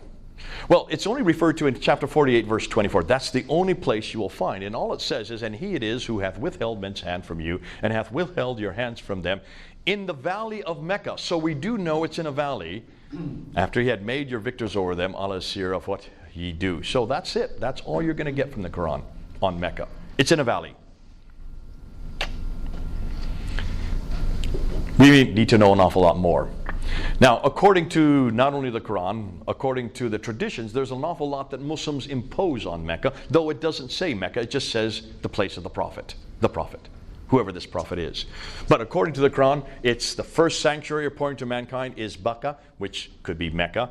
It is the mother of all settlements according to chapter 6 verse 92 and chapter 42 verse 7. But it doesn't refer to Mecca. It just says again, over and over again, the place of the prophet. It is where Adam and Eve supposedly lived. It was where Eve was thrown down to, according to the traditions. In chapter 7, verse 24, they're thrown out of the Garden of Eden, which is up in space. See, their Garden of Eden is in space. Ours is on earth. Two completely different Garden of Edens. Thrown down to earth, and Eve was sent down to the place of the prophet, which Muslims claim is Mecca. Adam was sent over to India, southern India, and he walks across. He just strides across and gets to Mecca. The guy must have been huge. But nonetheless, there you can see the reference to Mecca. So that would suggest that this place called Mecca was the first settlement for all of mankind. I'm guessing, because I don't think there's anybody before Adam and Eve. Am I correct? In chapter 21, verse 51 to 71, it talks about Abraham. It doesn't say Mecca, but he is in the place of the prophet, and he rebuilt the Kaaba with Ishmael. What is Abraham doing way down in Mecca, 600 miles too far south? He was supposed to be in Mesopotamia and in Canaan, way up in the north. But nonetheless, in chapter 21, he's there in the Kaaba, and he destroys the images, the idols in the Kaaba, and then he's thrown into a fiery pit, which seems to come from the story of Shadrach, Meshach, and Abednego.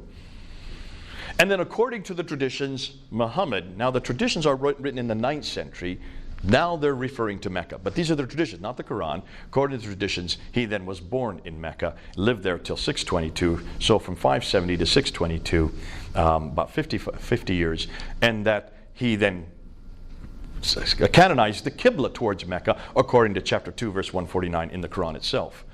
Yet the only reference to Mecca, as I said earlier, is in chapter 48, verse 24. And as I say, none of these verses reference the name Mecca. It's been imposed on it, and whenever you see it in the Quran, they always put it in parentheses, because it's not there in the Arabic. Important, whenever you see parentheses in the Quran, that's commentary. Okay? That's not the Quran. That's not the text. So, what we do know from the traditions is that this place where the prophet lived, that it was in a valley, in a parallel valley, according to Ibn Ishaq. It had a stream going through it, according to Al-Bukhari. It was outside the ruins where the pillar of salt, where supposedly Lot's wife was made into a pillar of salt. It had fields, according to Al-Bukhari. It had trees, according to Sahih al-Tirmidhi. It had grass, according to Al-Bukhari. It had fruit, according to Al-Bukhari. Al-Tabari talks about it has clay and loam. And both, according to the surahs, it had olive trees with mountains overlooking it, according to Ibn Ishaq. Now stop and think. This is a very fertile place. Am I correct? It has streams. It has a valley. It has clay, loam, trees. It has olive trees. Can you see the problem right there? There are no olive trees outside of the Mediterranean world. Nowhere. You only have olive trees in the Mediterranean world. You do not have any olive trees anywhere in Arabia. So you can see immediately when you look at this, this is not Mecca. Why haven't Muslims talked about this before? Why have no historians mentioned this before? Well, Dan Gibson saw this and he said, this doesn't make sense. None of this makes sense. He started the whole problem of Mecca. The difficulty is when you look at maps, this is just a modern day map looking back at the 7th century. Look what all the trade routes are in the green lines. And notice Mecca should be right here. That should be where Mecca is. Notice they don't go through Mecca. So here's another map of the trade routes. And notice they all go through, they come down through here, Petra. So these ones are coming down there. Notice this one here. That's important as well, the one that comes along the waterway. So here's a map. This is a map from the 6th century. That's where Mecca should be. It's not there. Here's another one. Mecca should be right there. It's from the 7th century. Mecca doesn't appear on that map. Here's another one from the 7th century. Mecca, still missing. A 7th century map, Mecca should be right around there, non-existent. Every one of the maps that we're getting from the 2nd, 3rd, 4th, 5th, 6th, 7th century do not have Mecca on them. It doesn't exist. So that's curious.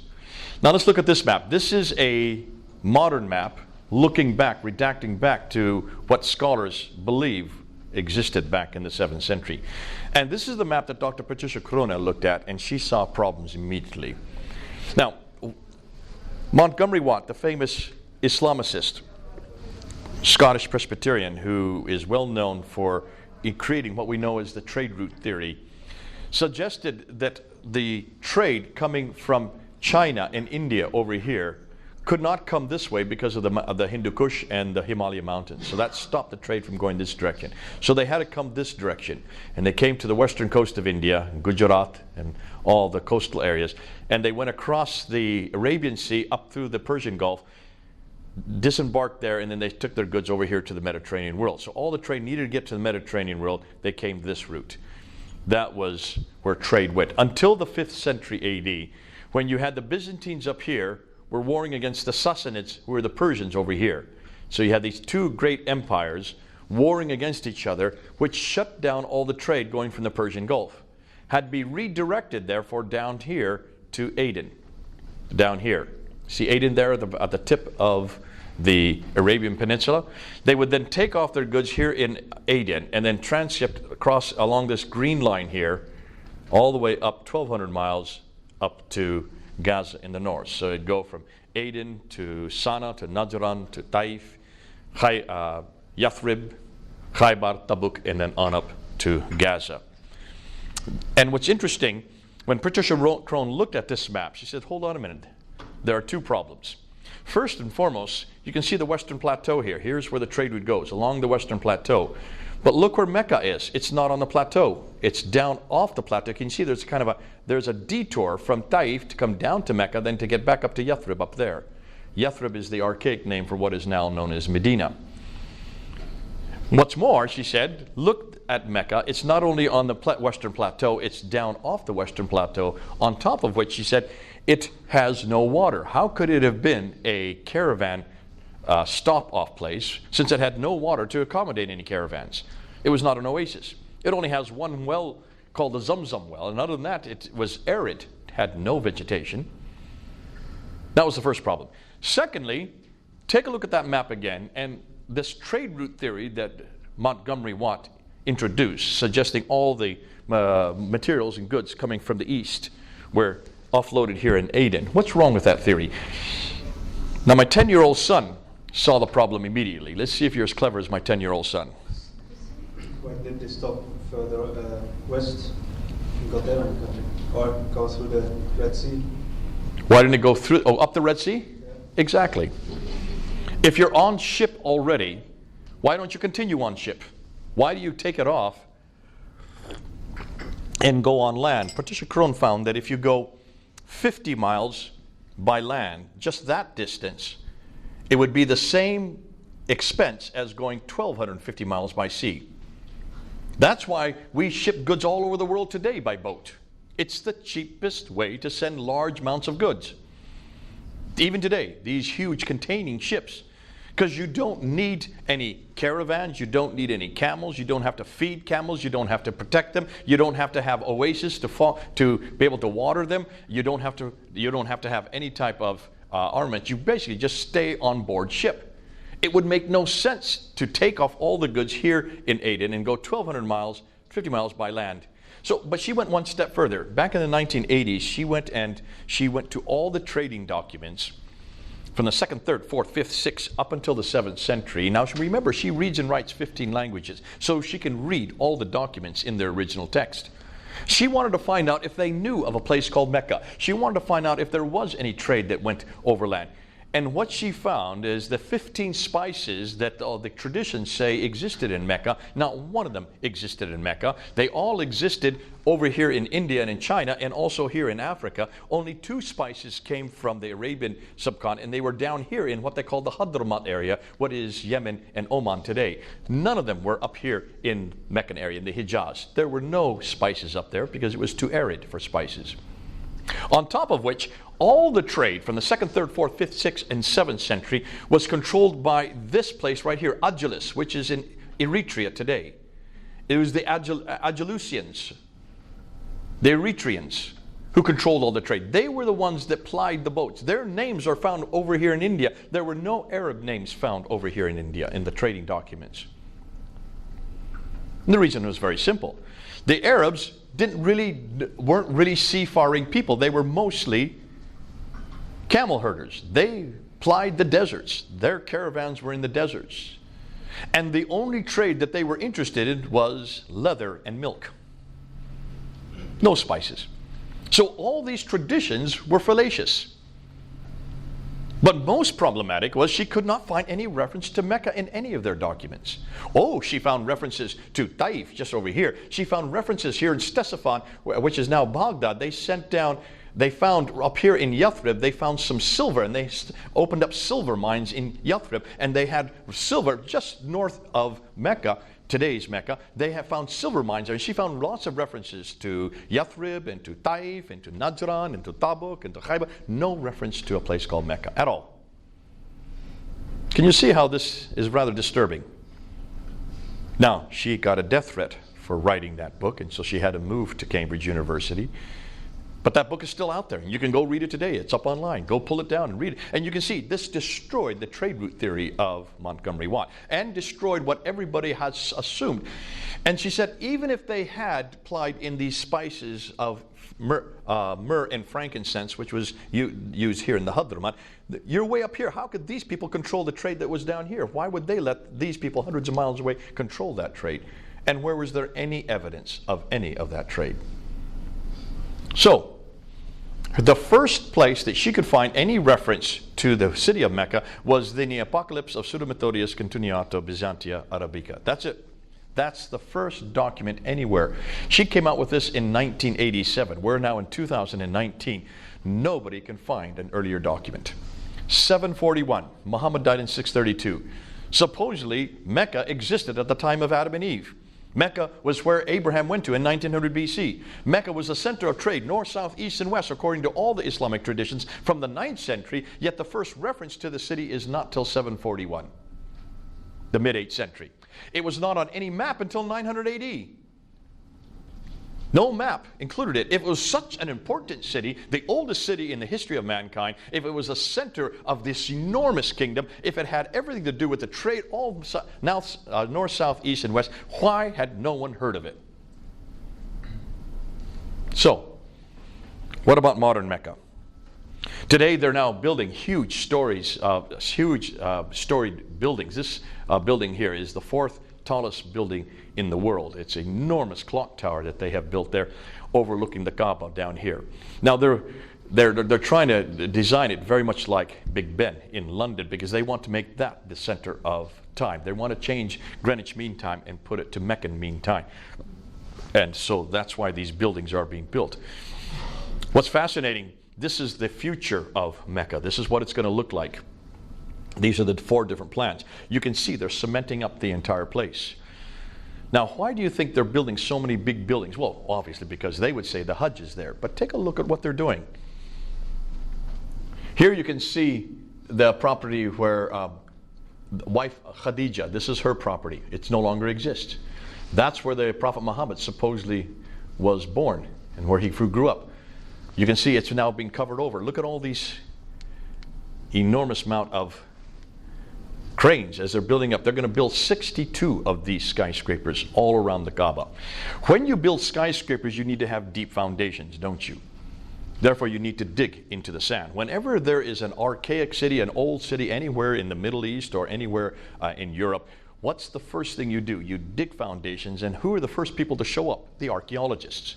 Because the archaeologists are licking their lips, because as you dig those foundations, you're coming across artifact after artifact after artifact, which recreates the history of the city, and they're doing the job for you. All you do is collect those artifacts and put them into a museum. And that's what's going on here. So the archaeologists are all there licking their lips, and guess what they have found? Zero. Proving that there is no history to the city. This history has no city that goes back to the 7th century. Now you can see why they're cementing the whole place up. I think they know what we know. If there's no history, they want to destroy the evidence. That's me saying that. I'm not saying that others say that. If you have a problem with Mecca, you're going to have an even greater problem with the Qibla. The Qibla is the direction of prayer. You've seen Muslims pray in one direction anywhere in the world. They have to pray towards the Kaaba, towards Mecca. Am I correct? And that's why when you go around the world, there's the Kaaba right there. That's the square building they all pray. There it is right there. in the, this is the big mosque that's all been built. This is actually an older picture that doesn't have all the skyscrapers around it that have been built. But the Qibla is found anywhere in the world. When I was in Malaysia, it was in my hotel room, show me where the Qibla was. If you go into a mosque, you find these mihrabs, these little niches in the wall, and that's where you know where to pray. Today you can get it on your app, on your phone app, to find out where the Qibla is. And the reason for that is because 5 times a day Muslims need to know where Mecca is. So the Qibla is absolutely important for every Muslim everywhere at every time. According to chapter 2, verse 143 to 150 in the Quran, it mentions that the Qibla was changed from Jerusalem down to the Great Mosque, which obviously Muslims believe was Mecca. It doesn't say so in the Quran, but it says they claim it was Mecca. So at one time it did face one place north, and then it was brought back down south again when the Jews rejected Muhammad as a prophet. He then got a revelation from God to change the Qibla back down to the Great Mosque. Now, what's fascinating, there were some researchers back in the last century, 1905, Dr. Fahravardi and Dr. Creswell, who were doing archaeological digs, and they went to Iraq, and they went to 2 mosques in Iraq, and they dug down to the original floor plans of those mosques, and they found that these mosques in Kufa and in Wasit, just south of Baghdad today, were facing straight west. They should have been facing south. They went to Fustat, which is just outside of Cairo in Egypt, which is the town that was built as for the rulers at that time, garrison town. And they went to the original floor plans of the Fustat Mosque, and they found that the Qibla there is facing straight east. If you look on a map, you'll see the problem. So here's Wasit, there's Kufa. They're facing straight west. They should be facing down here. Here in Fustat in Egypt, they're facing east. They should be down here. So as late as, that's over 100 years ago, they already saw that there was a problem with the Qibla. Now their response was, these must have been facing Jerusalem. That's how they responded. And I remember doing a debate in 1998 where I said the same thing. I was quoting them, and I said, if you look at the mosque in Wasit and Kufa and in Fustat, they're all facing Jerusalem. And I got hammered by that. The Muslims got up there and they just hammered me. And they said, Jay, you have no idea what you're talking about. You're 3 to 5 degrees off. And I said, oh, okay. I should have taken them at their words, and I should have found out why I was 3 to 5 degrees off. And they were correct. I was 3 to 5 degrees off. But back then, I hadn't met Dan Gibson yet. So I didn't know why I was 3 to 5 degrees off. I just realized that they were very clumsy. They were 3 to 5 degrees off. That's close enough. But they certainly weren't facing Mecca. Okay? So we've known about this for over 100 years. Patricia Crone knew about it, but she didn't know how to come to any conclusion. She just assumed, like everybody, that the earliest Arabs didn't know how to do their directions. And so that's why they're, 90 degrees off in this case, but 3 to 5 degrees if you're talking about Jerusalem. Even Jacob of Edessa in 705, so this is the 8th century, mentions that he says about the Maghreb, saying, so from all this it is clear that it is not to the south that the Jews and the Maghreb is the name that is given to Arabs. Remember, this is the name that was given to them because that's where they're from. Here in the regions of Syria pray, but towards Jerusalem or the Kaaba. Even he thought it was Jerusalem back in the 8th century.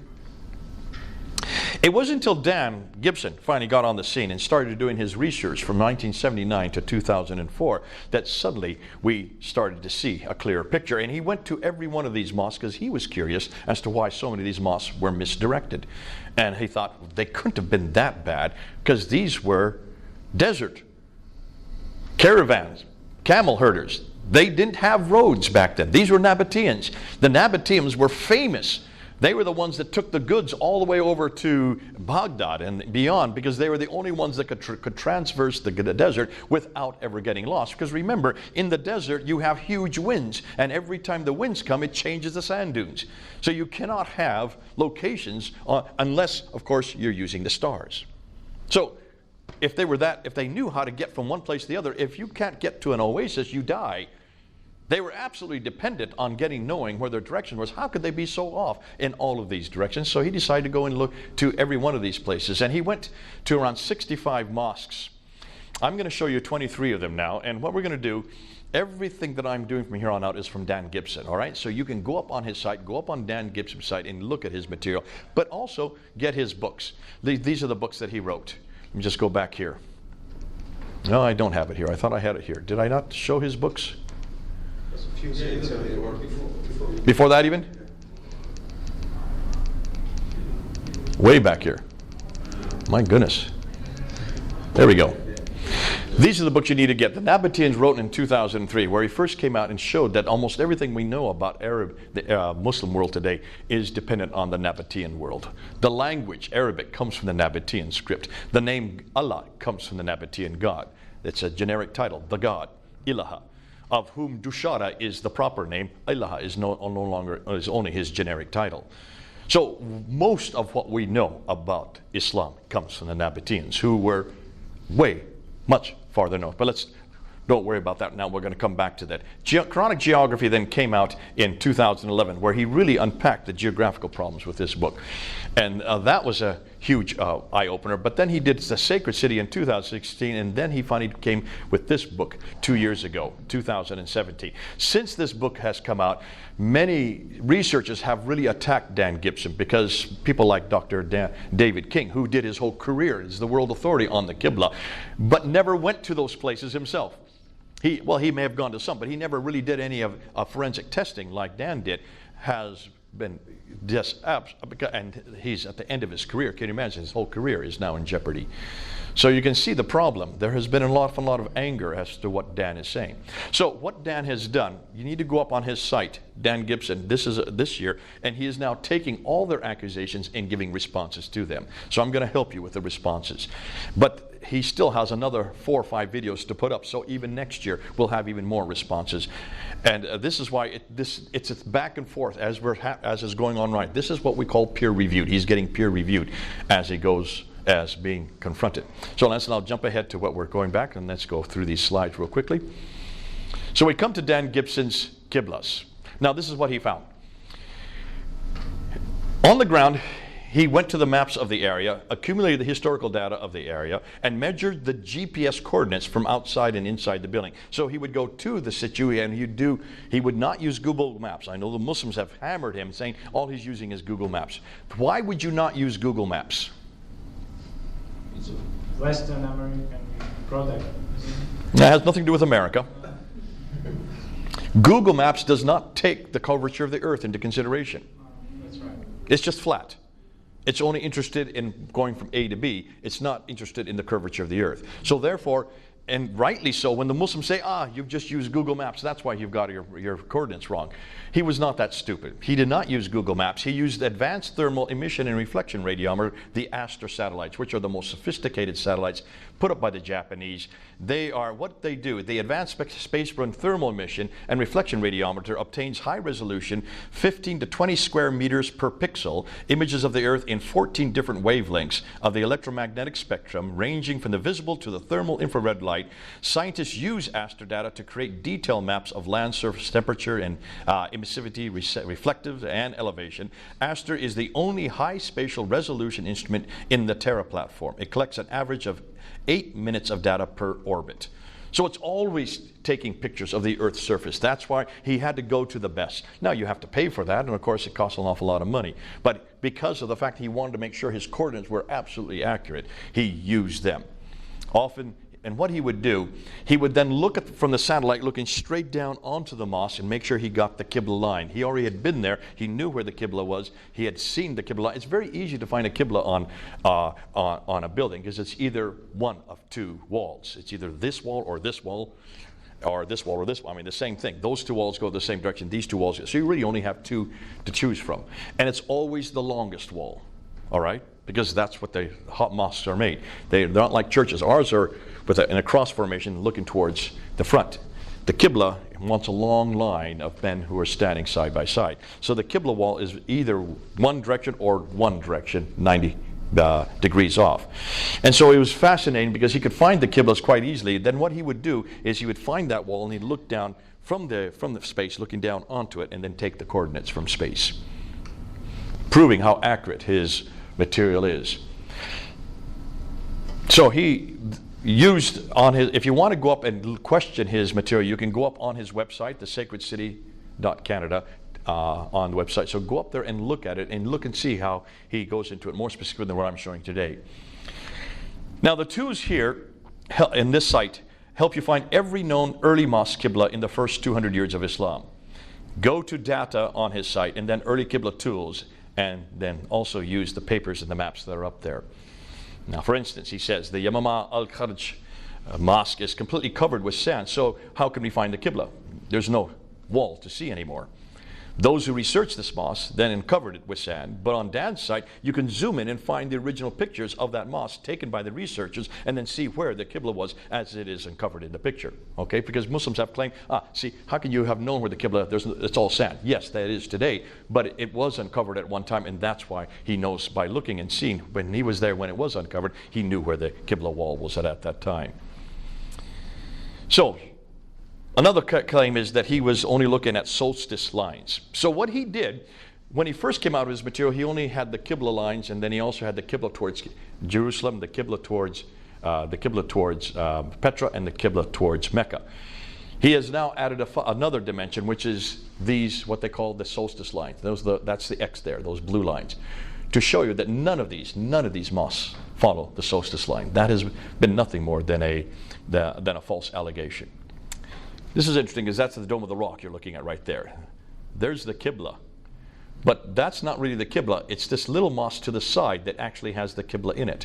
And that's the one you need to use. So you need to know the history of all these places to know where it is. So let's look at these mosques. And let's start with this one here. This is known as the Qiblatain Mosque. Now, many early mosques don't have Qiblas to help us because they have been rebuilt many centuries later, and the original floor plans and structures have been lost. Other mosques have been rebuilt, but we can see where the original plans still are. The Qiblatain Mosque in Medina is a case in point. We only know this Qibla here. And so it's called Qiblatain, which means the mosque of two Qiblas. All in the name of the mosque, you can see that suggests that there was another Qibla at another time. And it was not till 1987 that they were enlarging the mosque, and as they started digging down to do the enlargement, they came across an entire structure right here showing the first Qibla. But take a look at what direction it's going. It's going in almost exact opposite direction from the existing Qibla that's there today. And the Qiblatain Mosque is in Medina, just north of Mecca. Today it's directed towards Mecca, but the earliest Qibla did not direct towards Mecca. So where was it directed towards? Well, if you pull back and you look and see where it's directed towards? Now, when it first went in 1987, when they saw it, they thought it was Jerusalem. Because, as you can see, it is pretty much going towards, although it's off by about a degree or two from Jerusalem. But look what else it's more directed towards. Petra. Hold that under your hat. So, the great mosque of Guangzhou in Canton, this is thousands of miles away. This is in China. Look at the Qibla there. It's directed towards Petra. There you can see, if you look at the red line, that's the Qibla that's still there. And that mosque still exists today. It hasn't been destroyed or rebuilt. In Canton, what we call Guangzhou is the Chinese name. Look at this mosque here in Cherman. Now we're in India. Look at the date, 629. Muhammad's still living at this time, if he was living. Nonetheless, according to their tradition, he'd be living because he didn't die until 632. So here's a mosque. In fact, this one here is 627. So this is while Muhammad's still living. So here you have mosques at the time that Muhammad's still living that are not directed toward where he's living, if he was from Mecca. They're too far north. They're 600 miles. They're directed 600 miles further north. Cherman Masjid in India, 629, directed towards Petra. Jami Hama Al-Khabir Mosque in Syria, 637. Now Muhammad is dead. He's been dead for 5 years. Look where it's directed. Petra. Now we go to Egypt. The Fustat Mosque. Remember the ones that Fehravadi and Creswell found in 1905? Well, they thought it was towards Jerusalem. It was not towards Jerusalem. Gibson found it. They were actually directed towards that. Those mosques were directed towards the Petra. The Dome of the Rock. There's the Dome of the Rock right there. Now he has a question mark here because that really is not a Qibla, and what's more, that was built in 76 or 1886. So a little over 100 years ago. The Dome of the Rock has been built and rebuilt 11 times. So the outer structure that you're looking at, including the dome itself, were a little over 100 years old. over a little 100 years old, they then put the Qibla on that. But that wasn't there for the original structure. That's why Muslims have hounded me on that. I said, okay, but then take a look at the entire citadel. Which way is it directed? Straight towards Petra. We're going to come to this mosque right here. That's the Al-Aqsa Mosque, built in 709 in the 8th century. So that's built in 691. This is built in 709. So now we're in the 8th century, and look what direction it's facing. Petra, not Mecca.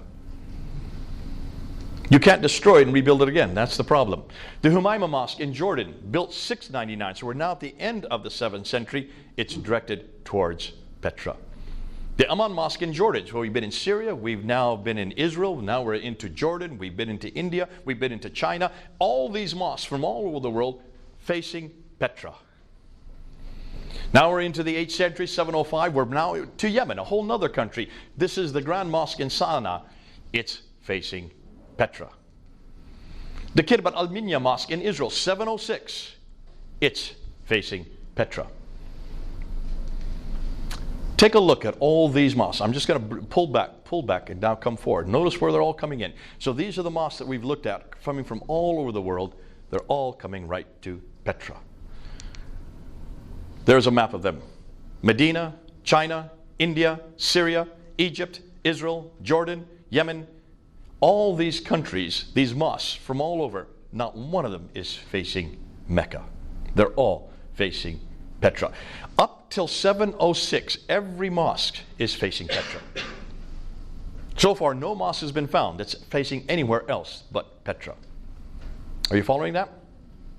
Muhammad died in 632. The mosque was canonized according to Islamic tradition in 624. So we're coming up with about 80 years later. They're still all facing Petra, according to the archaeological finds. Here's a look of looking down straight on them, and you can see that all the 17 Petran Qiblas fall within a 45-mile dotted circle, proving how accurate they were. This will become important later on. Then in 706, a new mosque with a completely different Qibla was discovered. And it's somewhere in between, almost halfway between Petra and Mecca. You get a new Qibla. This is Qibla number 2. All right? But there's nothing there. That's curious. Hold on to that. I'll show you why. Back in 708, another mosque. This is in Iran. It's facing Petra again. The Al-Aqsa Mosque, as I said earlier, in Jerusalem, Israel, 709. It's facing Petra, like the Dome of the Rock, like the entire citadel. If you look at it, you can see here. Here's the Al-Aqsa Mosque. There's the Dome of the Rock. And you can see the Qibla is in red. It should be in black. It should be going in that direction. It's actually off by those degrees there. Now, when you get to Damascus in Syria, the Jami, I should have you read this because you're what does that say in Arabic so I don't desecrate your language? Umawi al-Kabir. Yeah. Damascus, 709. In between again, here's the second one that's in between, almost exactly the same place as the earlier one. Then we get the Kirbat al-Mafjar in Jericho in Israel, back to Petra again. Can you see? Mecca, let's go back here. Mecca is the almost exact opposite direction. Can you see that right there? That's Mecca today. That's where the mosque is directed in the red line. The Anjar Mosque in Lebanon in 714, Petra again. The Mosque of Umar, Basra, Syria. Then we come to the in-between mark. Now we're in 721. We're now almost 100 years later. Still, no mosque is facing Mecca. Dahar al-Gharbil Mosque in Syria, 726. In between. It's not till we get to this mosque, 727. Look at the date. Now we're over 100 years later. The first mosque we have been able to find that's facing Mecca. This is the third Qibla. So this is now Qibla number 3. The first Qibla, number 1, is Petra. The second is in between. The third is Mecca. Mecca is introduced in 727. Here's the Qasr al-Khayr al-Sharqi Mosque in Syria, 728. It's in between. The Amman Citadel Mosque, Jordan, 730. It's in Mecca. Now take a look at this. I want you to look at this a little bit better. Let's look at this next picture. Remember in 701 I said that this one down here was facing Mecca, and it still is. It's the older mosque. In 701, that one faced Petra. Sorry, did I say Mecca? Petra. That's facing Petra. They then rebuilt this mosque up here behind it, and above it That's 730. That's facing Mecca. So something has happened between 701 and 730. Both mosques are still there today. So the evidence, you can't destroy the evidence, proving that something happened that changed the Qibla between 701 and 730. That's why this one's such a good one, because you can see both mosques in the same area, proving that there was a change of direction between 701 and 730. Hold that under your hat. The Jami al-Zaytuna Mosque in Tunisia. Now we get a fourth Qibla. All the mosques that he found in North Africa and in Spain are facing straight south, parallel to a line that goes between Petra and Mecca. Why? 4 Qiblas. Petra, in between, Mecca, parallel. This is a 4 Qibla number 4. Baalbek Mosque in Lebanon, in between, 740. The Mushta Mosque in Amman, Jordan, 743. Petra again. So here Petra raises its head again. Look at the date, 743. This is 120 years after the Qibla was supposed to have been canonized towards Mecca. The Haran Mosque in Turkey, way up in Turkey, in between, not Mecca. Qasr al-Qaidar al-Kufar Mosque, there's one that is facing Mecca, 764. The Ribat Mosque in Tunisia, remember I said all the ones in North Africa are facing parallel, not in between, not Petra nor Mecca. The Sahih Ramda Bawr Mosque in Oman, around 771. We don't know exact date for that. That is facing Petra again. The Sumail Omani Mosque in Oman, around 771. It's facing Petra again. So here's still this holdout towards Petra. Why? The Raqqa Mosque in Syria in 772. It's facing in between. The Bibi Samarkand in Uzbekistan, way over in Uzbekistan, way off to the east, it's facing Petra. Possibly Jerusalem. Most people now think it's now Petra. The Cordoba Mosque in Spain, like I said, like North Africa, it's facing parallel. The Jami Uqba Ibn Nafi Ikarawan in Tunisia, again, 836.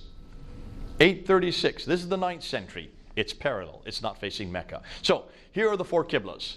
The Petran Qiblas are always the earliest one. Up until 706, every Qibla was facing Petra. Then they start introducing a second Qibla in between. Then you have the Meccan Mosque, which starts to be introduced in 727. And then the parallel mosques, which are in North Africa and Spain, that are facing parallel. All the Qiblas were facing towards Petra in 706. There was confusion for the next 100 plus years. 17 face Petra, 8 are in between, 10 face Mecca, 6 are parallel. The Qibla was not finalized towards Mecca until 876. After 876, you're talking about the late 9th century, all the mosques then face Mecca. But that's over 240 years too late. 250 years too late, sorry. So let's look at them. That's the first Qibla. See how accurate they are, how specific they are, coming right to Petra. And look at, they're all over the world. They're not all in one area. All the way over in Guangzhou, Canton, India, here in the Oman, in Yemen, all the way up here, Bibi Samarkand in Uzbekistan. So you can see these are so specific, but they're so accurate from such thousands of miles away. How did they get it that accurate? The second mosque, then, take a look how they come to one point, but there's nothing there. What's going on here? And then you get the Meccan Qiblas, starting in 727. Then you have these parallel Qiblas, which are up here in North Africa and in Cordoba. This looks like a political statement to me. Hold on, you'll see why. So why are the Qiblas multidirectional? Modern scholars assume that the variety of Qibla directions were due to the inability of the ancient Arabs of finding accurate Qibla direction. It's ineptitude is what they're saying. They just weren't very accurate. Modern scholars simply quoted earlier 9th century Islamic scholars concerning this theory. And that's the theory that David King has taken, and that's his biggest theory, is the 9th century scholars considered them that they were just inaccurate. But once they got to the Mecca, they were much more accurate. They assumed that the Meccan Qiblas were the most accurate. Well, let's take a look and see how accurate the Meccan Qiblas are. When you look at according to all the Petran Qiblas, they were 2.9 degrees of accuracy. If you take out take out the two worst, it's down to 1.9 degrees off. The in-between were less than a degree off. They were by far the most accurate. The Meccan ones were 4.78 degrees off. They were by far the least accurate. So this whole theory goes out the window. They didn't get better, they actually got worse. So why were the early Arabs so accurate? Modern Muslim scholars assume the early Arabs were not, and that they didn't have adequate mathematical abilities. Yet what really happened was that the Arabs lost their ability to define directions accurately because Roman roads were introduced, which they used, and thus they didn't need the stars to guide them. Thus the ability to detect very accurate measurements became lost. The earliest Arabs who built the earliest mosques used astronomy, the study of stars, to find one's direction, not astrology, the use of stars to tell the future. They had to, because their trips across the desert was always across the desert where the sands shift and move, and they would die if they didn't know how to find their way. And what they would do is they would use these type of things. They would use, to find the north and south, they would always use the North Star, which never moves. And they used their fingers, or the kamal, a block of wood on a string, which measured how far up and down the knots on a string were once that block sitting on the horizon reached the North Star. So by pulling the string back, they put it on their horizon, there's the North Star, and as they pulled it back, as it hit the North Star, then they knew where the knot was on that string. They knew exactly where the direction was. Something as crude as that, yet saved their lives.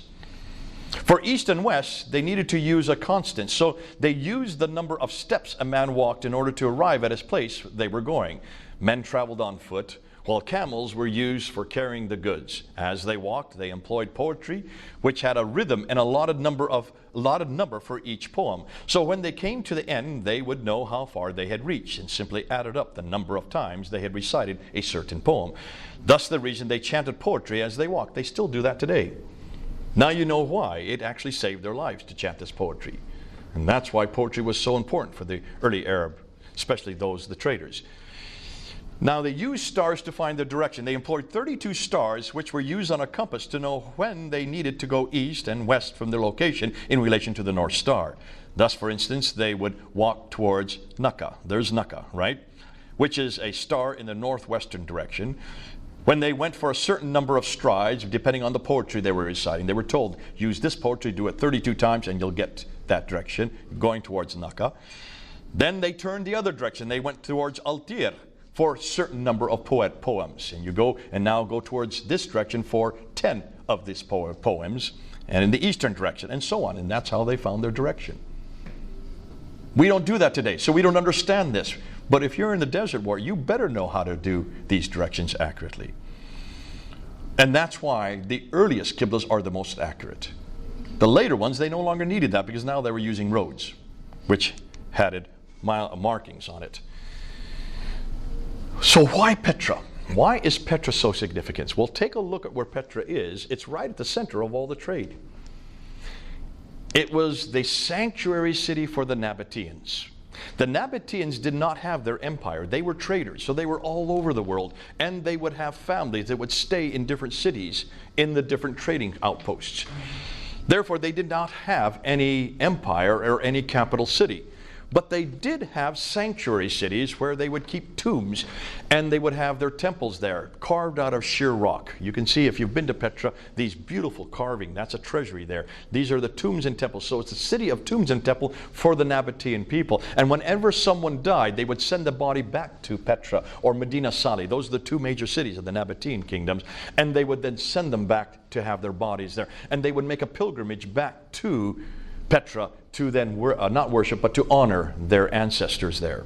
So Petra was the center of the Nabatean kingdom.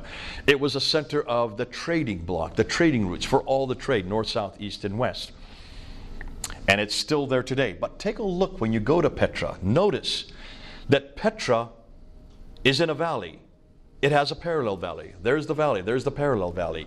It has a streams. It has whole stream. In fact, it has whole waterworks that have been created. Exactly what we're finding in the traditions.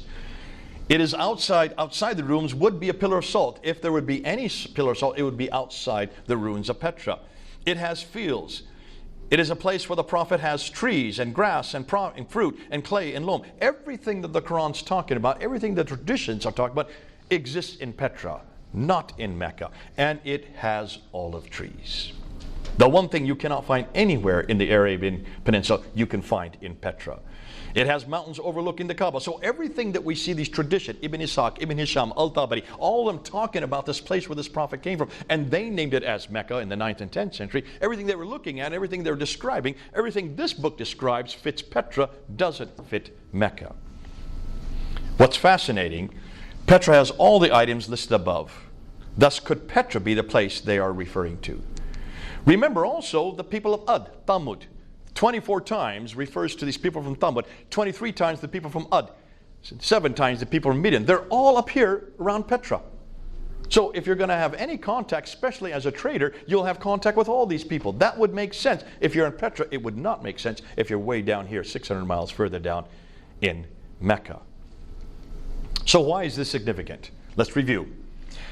So far, nothing is known of Muhammad until the late 7th century from within Arab sources. His book, the Quran, and its manuscript don't appear until the early 8th century. His city, Mecca, isn't referred to until the mid-8th century. His biography and his sayings don't even appear until the early to late 9th century. Thus, much of what we know of Muhammad is written down hundreds of years later and hundreds of miles away. Looks like he is nothing more than a later redaction, possibly begun by Abd al-Malik.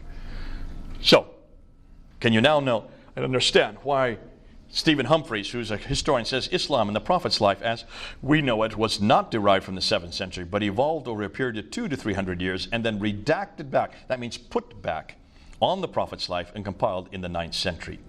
So everything we've known about Islam, everything that I talked about from the very beginning, that classical model, is not from the 7th century, it's from the 9th and 10th century. Do you know why Mecca became so very important for Islam? Why did they just take... Hold on. That's the next question. You're prophetic. You want me to get into that, so let's go into that. We're not finished yet. We still have another half hour. So, here are the questions we need to ask. Why are there no Muslim sources for 200 years, number one? Why do the claims they make not fit the 7th century historical record? Number two, why are the geographical references so few and confusing, and why do they all seem to fit an area much further north? Why are so many references to vegetation which would not exist in Mecca, and why is Mecca not even on the trade route? Why is Mecca not even mentioned until 741, nor included in any maps until 900 AD? Why do all the Qiblas face Petra for the first 100 years, well, up until 706, then they are confused for the next 100, and aren't standardized to Mecca until 822, 200 years too late? Is it not surprising, therefore, that historians now consider much of what we know about early Islam is possibly historically spurious? So, getting to your point, so what really happened? Now, to make sense of this, I'm going to give you the scenario that we think is happening in May 2019. It may change completely by the next year because new material is coming in all the time. So be aware that this is only hypothetical, all right? For those watching, this is hypothetical. This is what Jay Smith is saying, and others are now saying it, but I'm going to say it now on the camera so that you can actually see where we're moving and where from everything we know so far, this looks like what's happening. To make sense of this, we need to begin with Abdullah ibn Zubair, who is well known. He was the governor of Petra during the time of Abd al-Malik and Marwan before him. You have two great empires that are being created. First, you have the Umayyad Empire, which starts in 661. There are two families within the Umayyad Empire. You have the Sufyani family that's from 661 up to about 680, and then the Marwans take over. The Marwanids take over in 680. Marwan the first is the first king. His son is Abd al-Malik. He's the second king. He comes to power in 685. Now remember, up until that time, the Arabs had destroyed the Sassanids off to the east, which is the Persian Empire, and now their biggest enemy, their biggest competitors are the Byzantine Empire to the north. The Sassanids were Zoroastrian. The Byzantines to the north are Christian. They have much more in alliance with the Christians because they trace their lineage back to Abraham. Both the Christians, Jews, and the Arabs trace lineage back to Abraham, one through Isaac, the other through Ishmael. So they are cousins with the Byzantines. They have nothing to do with the Zoroastrians. Plus, they have already destroyed the Zoroastrians. They're not really a problem for them. Petra, but look and see, and let's just go to this map and then I'll come back to this. Take a look and see where their headquarters is. So when you look at their headquarters. Here is Mecca down here, right? If, as the classical account says, that the Umayyads were headquartered down here, then why is it that everybody knows that they weren't living down here? They were up here in Damascus, 1,200 miles further north. What were they doing in Damascus? Why weren't they down in the Hijaz, in Medina? No one's asked that question before. We're asking it. So they're way up here in Damascus. Here's the Byzantine Empire up here and further to the west. Here's the Sassanid Empire over here. Now the Sassanids were destroyed by the Arabs coming up, and they took over Basra, Baghdad, Damascus, Jerusalem, and Cairo. All these cities along here, what they call the Crescent, the Golden Crescent. All those cities were destroyed by 652. They now control those great 5 cities of the Levant. But all of the people that, because they were nomadic, they were Arabs, they needed people to run the cities, people who were literate. So the best people to run the cities were the Jews and the Christians that lived there, because they were not only literate, they were their cousins via Abraham. So they made them Mawlis or Mawalis, and that's well documented. They became the ones that ran the cities. The Arabs, being nomadic, didn't even live in the cities. They were not urban, so they lived outside the cities in their own garrison towns. Fustat is the garrison town of Cairo, over here.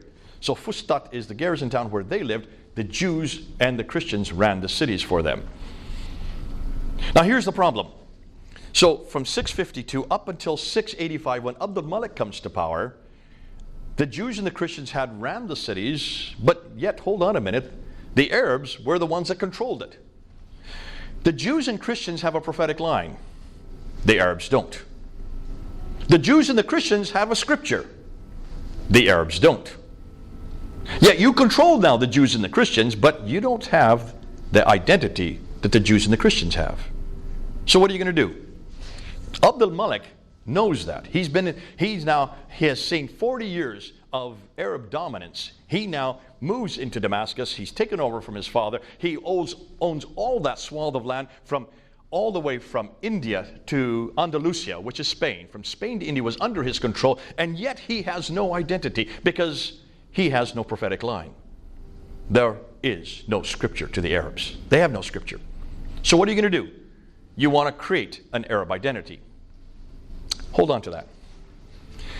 So he's up here in Damascus, but his sanctuary is here in Petra, because he's just taken over the Nabatean sanctuary, which is the sanctuary that all the Nabateans, from which he has derived his power. Their sanctuary is here, and that's why all the mosques from all over are facing Petra. Then in 685, Abdul ibn Zubayr rebels against him. He is in Petra. He destroys Petra and takes the black stone and flees to the south. Well documented. Black stone. What's the black stone? Look at the antecedent. It's a Nabatean.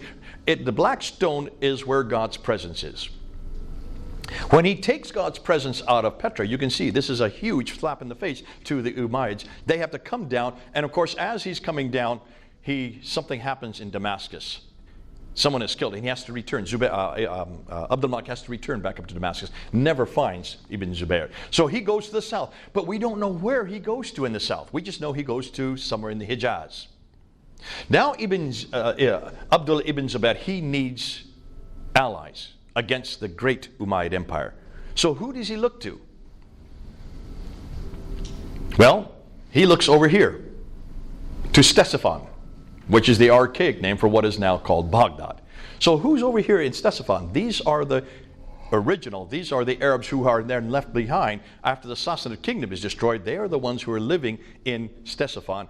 They come to his aid because they hate the Umayyads, because they're in competition with the Umayyads. You have the Umayyads here, you have the Abbasids here. So they come and they become an ally with Ibn Zubayr. Ibn Zubayr looks like now that's where Mecca then becomes important, because they now need to put the black stone in a place, a new sanctuary. So that's why Mecca was chosen. But remember, Mecca has no history. We can't find any history for Mecca. Well, why is Mecca chosen? Take a look at Mecca today. Look and see what Muslims do when they go to Mecca. They go between these two hills, back and forth, 7 times. What are those hills for? Well, they say that's where Hagar went to look for water. Why do you commemorate looking for water in these two hills when she never found any water. She found it where the Zamzam well is, according to the tradition. Why do you then circumambulate 7 times around the Kaaba? Why do you go out to these 3 zamarats and throw 7 or 49, numbers of 7 stones at these 3 zamarats? What are these zamarats? These are devils. Wait, 3? I thought there was only 1 devil. Only 1 Satan. What does this suggest to you? Looks like this Mecca was a pagan sanctuary, a pre-Islamic pagan sanctuary that did have that had enormous importance for the nomads in that period. They have taken over that sanctuary, they've taken the form, and they've put their own meanings onto it. So now, running back and forth between Marwa and Safa, those two hills, now is to commemorate Hagar trying to find water for Ishmael. And the Zamzam well there is where the water came out so she could feed her son in 1900 BC, in a city that didn't even exist until 741 AD. But can you see then why that has been taken over and now everything has been imposed on it? What is fascinating is now the Abbasids have their sanctuary while you have the Umayyads have their pre-existing sanctuary. So here's Abd al-Malik. He wants to create an identity. So what's the first thing he does? He coins coins. He mints coins. Now before, if you want to look at the numismatic section in the British Museum, you'll go back there and you'll see these coins. These are Byzantine dinars. There's a picture of the emperor with 2 of his conscripts, and on the back side of the coin is the Byzantine cross. And that's a dinar in the 7th century. The Sufyanis come into power, the Umayyad Caliphate, and they then mint these coins, which are very similar. In order for them to trade, they have to mint very much the same coins. So now instead of the Byzantine emperor, now you have the Caliph, Muawiyah, with 2 of his retainers on either side. On the back side there is the Byzantine cross, but they've taken off the cross piece. Can you have images on coins? There's a problem with that. That's obviously, this is not Islamic. Because no Muslims would have any image on any coin. So what are they doing with images on their coins? Obviously, iconoclasm was not a problem for the early Arabs. But then remember, they weren't Muslims. They didn't refer to themselves as Muslims. So then Abd al-Malik comes to power, and he takes off his image. The first one is his image. That's Abd al-Malik right there with a sword, and there's that Byzantine cross on the back side. So here you have his coin, minted between 685 up until 692. Then in 692, he takes off the image and replaces it with Arabic script. And what does he have on that Arabic script? Can any of you read that? Can you read it?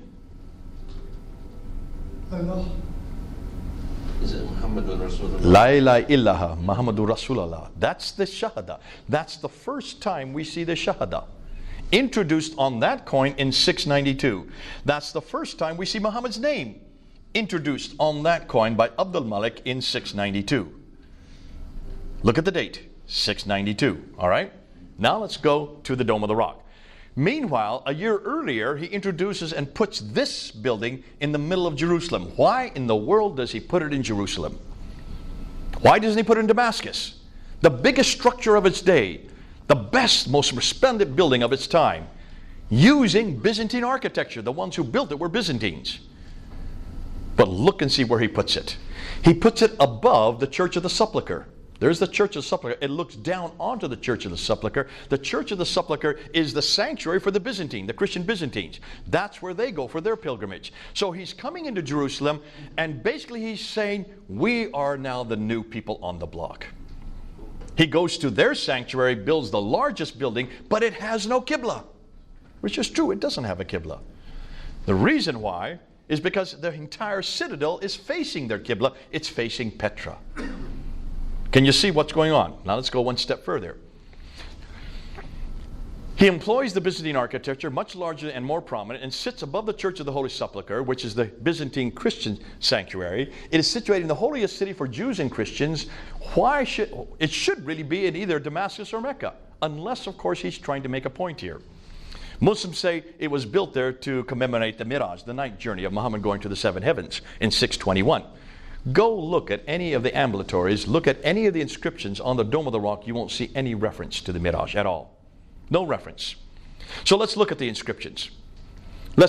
Now, the Dome of the Rock, the only part of the rock, of Dome of the Rock that is original are these 2 ambulatories, these 2 circular colonnades. All the rest has been rebuilt and built and rebuilt and destroyed 11 times. So the only original part are these two. So that's why you need to look at the inscriptions along there. You need to look at the ones along the top. All those inscriptions there along the outer ambulatory are revealing. When you look at the inscriptions, you will see Surah 4:171. O people of the Scripture, that's us, do not exaggerate in your religion, nor utter aught concerning Allah, save the truth. The Messiah, Jesus son of Mary, was only a messenger of Allah, and his word which he conveyed unto Mary, and a spirit from him. So believe in Allah and his messengers, and say not three, cease. It is better for you, Allah is only one God, far is it removed from his transcendent majesty that he should have a son. Who is that attacking? Jesus, the Trinity, and his sonship, right? It's attacking his divinity, the sonship of Jesus Christ, and the Trinity, all in one verse. Surah 17, ayah 11 is there. Praise be to God, who hath not taken unto him a son. There's the sonship. Who hath no partner. There's the idea that God would have there would be two gods, God the Father and God the Son, in the sovereignty. Nor hath he any protecting friend through dependence. Then you get Surah 112. There is no God but God. There's the Shahada. He is one. He has no associates. Attacking Jesus there again. Say he is God, the one, God the eternally, besought of all. He begetteth not, nor was he begotten. There is John 3:16 it's attacking. And there is none comparable unto him. Muhammad is a messenger of God. Here is where Muhammad is introduced. A year before he's introduced on the coins, he's first introduced on the Dome of the Rock. This is the first reference we have to Muhammad anywhere in the world. I'm sorry, within Arab sources.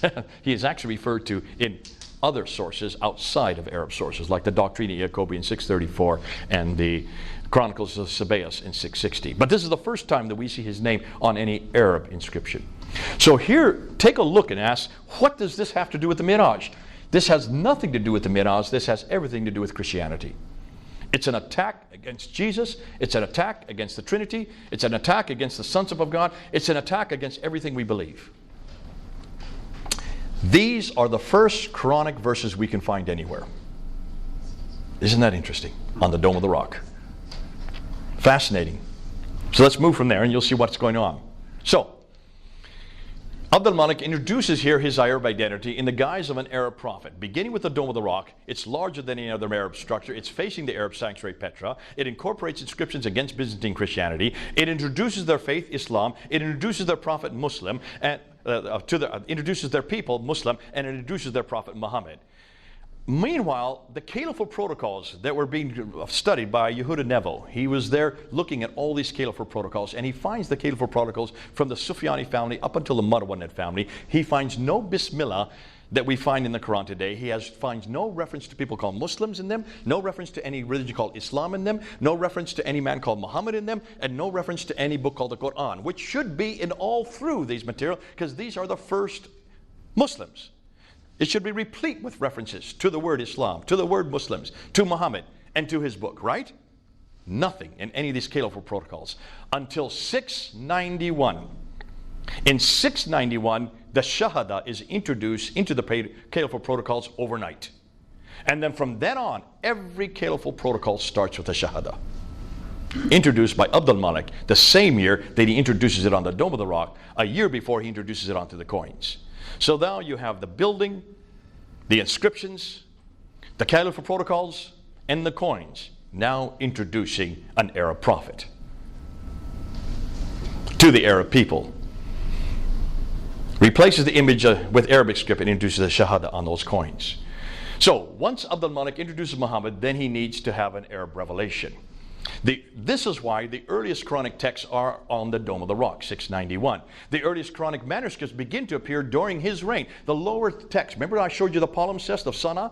That lower text probably comes from the last 2 decades, the time Abdul Malik was in power. And you notice it is only 63 verses. There are 70 variants in just those 63 verses. So they have to wash it off and then write over top. The upper layer is from 705, the 8th century.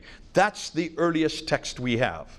All the other manuscripts come after 705. Ooh, I love this. So the documentary evidence is supporting what we're now seeing in the archaeological evidence, not only from the Dome of the Rock, but also from the documentary evidence of the inscriptions. The earliest Quranic manuscripts begin to appear during his reign. The Quranic manuscripts begin to proliferate during the reign of his son Al-Walid from 705 to 715. Then we see other manuscripts starting to appear. Why weren't they appearing at the time of Uthman in 652? Why are they suddenly appearing in the 8th century? Why so late? Because now they have a prophet. Every prophet has to have a book. Can you then understand when you put a book together, you have to put it together hurriedly? And where do you get your material from? Well, you borrow. That's why 70% of the Quran is borrowed from other sources, mostly from Jewish apocryphal writings and Christian sectarian writings. They borrowed the wrong material. God bless them. They should have gone back to the Bible. Why didn't they borrow from this book? Because this book was not in Arabic yet. It hadn't been translated into Arabic. This was only translated into Arabic. The earliest document we have for the Arabic Bible is I want to get this right. It's 868, 2 years before Abd al-Bukhari. 9th century. This was not translated into Arabic until the 9th century. And that's the Sinaiticus 151, which is in the monastery there in Sinai. Now, fascinating. So they didn't have the Arabic Bible to which to get their material from. Now can you understand? The Quranic inscriptions begin to proliferate during his reign. None of the manuscripts are complete, nor are they parallel to today's Quran. They continue to be changed and corrected by later caliphs up until through the 9th century. The Quran is finally canonized at Al-Azhar University in Cairo, just for Cairo in 1924. That's actually should be 95 years ago, but was not canonized for the whole world until 1985, just 34 years ago. But can you see why? Then once you have the man, once you have the prophet, you need to have a revelation. That's why the Quran had to be proliferated. That's why they had to have a Quran in place quickly. Now, at that time, you have two empires that are competing for an Arab sanctuary. The Umayyads and the early Nabatean sanctuary in Petra is destroyed by an earthquake in 713. Getting back to your question. In 713, once there is an earthquake which totally destroys Petra, then God's presence is no longer in Petra. So that's significant. So that pretty much weakens the ascendancy of the Umayyads. And that's why really, you can see now, they know if they have no longer sanctuary, they no longer have any theological legitimacy. That's important. Thus, a new place is needed, and that's why Mecca is first noted in 727, possibly chosen by the rebel Abdul ibn Zubair, 687, and his allies from Kufa, the Abbasids, in defiance of the Umayyads in Petra. The Abbasids and Zubair, with their sanctuary in Mecca, then demand allegiance to the surrounding tribes. All of those qiblas facing Mecca are those who ally themselves with the Abbasids. So this is a political statement. Al-Hajjaj, however, remember, Al-Hajjaj is a governor over in Kufa. In 706, he rebels against Abdul al-Malik. Well, actually, Marwan, because 706, Marwan comes to power. Walid comes to power, Walid. He rebels in 706 against both, and it is his mosques which are facing in between. So he's demanded that all the mosques face not Petra nor Mecca, because he's making a political statement. He wants to see who's going to win out. Who is going to be the one? He is being clever. This is what you do when you don't want to ally with either one. You want to see who's going to win out, and that's why, as a rebel, he does not like Abdul Malik. He does not like the Marwan family, and so his mosques are facing really a piece of desert in the sand. No significance other than they're halfway in between. Now, that's fascinating because they continue to face somewhere in between until he dies in 744. And when he dies, his qiblas die with him. That's the second qibla. Those in North Africa and Andalusia don't show allegiance to either empire, so they have mosques facing parallel. They are waiting to see who's going to win out, and that's why all their mosques are facing straight south, parallel to the line between Petra and Mecca. When the Abbasids finally overpowered the Umayyads in 749, most of the qiblas then faced Mecca, with a few holdouts until 822, after which they all face Mecca. So the ones that you see that still come out after 749 are those who still have allegiance to the Umayyads, but they're dwindling in power. The Abbasids are gaining in power. So this is nothing more than a political statement. So here's what if possibility. Now that the Muslims have a prophet called Muhammad, his name is now introduced in 691, a revelation of the Quran, which is starting to be introduced in 705, a sanctuary called Mecca, which according to documentation is not referred to until 741, but looks like it comes into existence around between 713 and 727, because the first mosque that's facing Mecca is 727. They then need a history. Now can you understand why the histories only begin to appear in the 9th century? It takes them 100 years to finally introduce the Sirah, the biography of this prophet. It takes them another 240 years to introduce the Hadith, the sayings, in 870, and then the Tafsir is introduced in 923. So by the 9th century, they then have the book, the man, the place, and the story. And a new religion is formed and growing, yet not something that was created in 22 years, like Muslims like to tell us. It took 200 to 300 years to do this. What did they do with all those that disagreed? They eradicated and burned anything that disagreed with that narrative. That's why you have wholesale destruction of other texts. Now that's actually in Al-Bukhari. Bukhari does talk about that, but he puts it at Uthman's time when he says that all the manuscripts were destroyed. No, that probably didn't ever happen. There was no manuscript at the time of Uthman. But what he is saying is this is very clear. The Abbasids then destroyed anything that disagreed with this narrative. That's why you can burn books, but you can't burn buildings. And you can't destroy artifacts. And that's why the Qibla is so damaging. And that's why the problem with Mecca is even more damaging. So, summation. Why are there no Muslim sources for 200 years? Why do the claims they make not fit the historical record? Why are the geographical references so few and confusing? Why do they all seem to be much further north? And why are there so many references to vegetation which would not exist in Mecca? And why is Mecca not mentioned until 741, nor included in any maps until 900? Why is Mecca not even on the international trade route? Why do all the Qiblas face Petra up until 706, then are confused for the next 100 years up until 822, and then finally canonized in around 822 to 847, 200 years too late? What is Abdul Malik's role in all of this? And does this not show that what he was introducing was a nascent Quran, the beginning of the Quran, of the Islam, and the reason why he's beginning it because he's creating an Arab identity. Now can you see when you read the Quran, you notice over and over again it says this is an Arab book in the Arab language for the Arab people. Now can you see why there's so much emphasis in Arabic? Now can you see why you can only read this in Arabic? And why, even as you know, as an Iranian, the Arabs are always elevated above all other people. It's very racist, isn't it?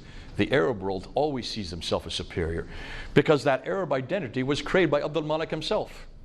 And that's why the Arab language then was introduced on all the coins in 691 as a script that became the script for all people in all places and all time. So, with that in mind, what are we going to do with Muhammad? How should we critique him, considering this new information we now have about him? Since much of what we know about early Islam is in doubt, since much of the Quran is also in doubt, since nothing is known of Muhammad until the late 7th century, or Mecca until the mid-8th century, or his story until the 9th century, hundreds of years later and hundreds of miles away, can we therefore conclude that Islam is nothing more than a later redaction possibly begun by Abdul Malik, then continued by his descendants, proving Muhammad had nothing to do with the Quran? So who is he and what is his purpose? It looks like Muhammad is the wrong man at the wrong place, doing the wrong thing at the wrong time. But I like to end with Jesus. How should we critique Jesus? Using the same historical criteria we use for Muhammad. We know where Jesus was born, Bethlehem.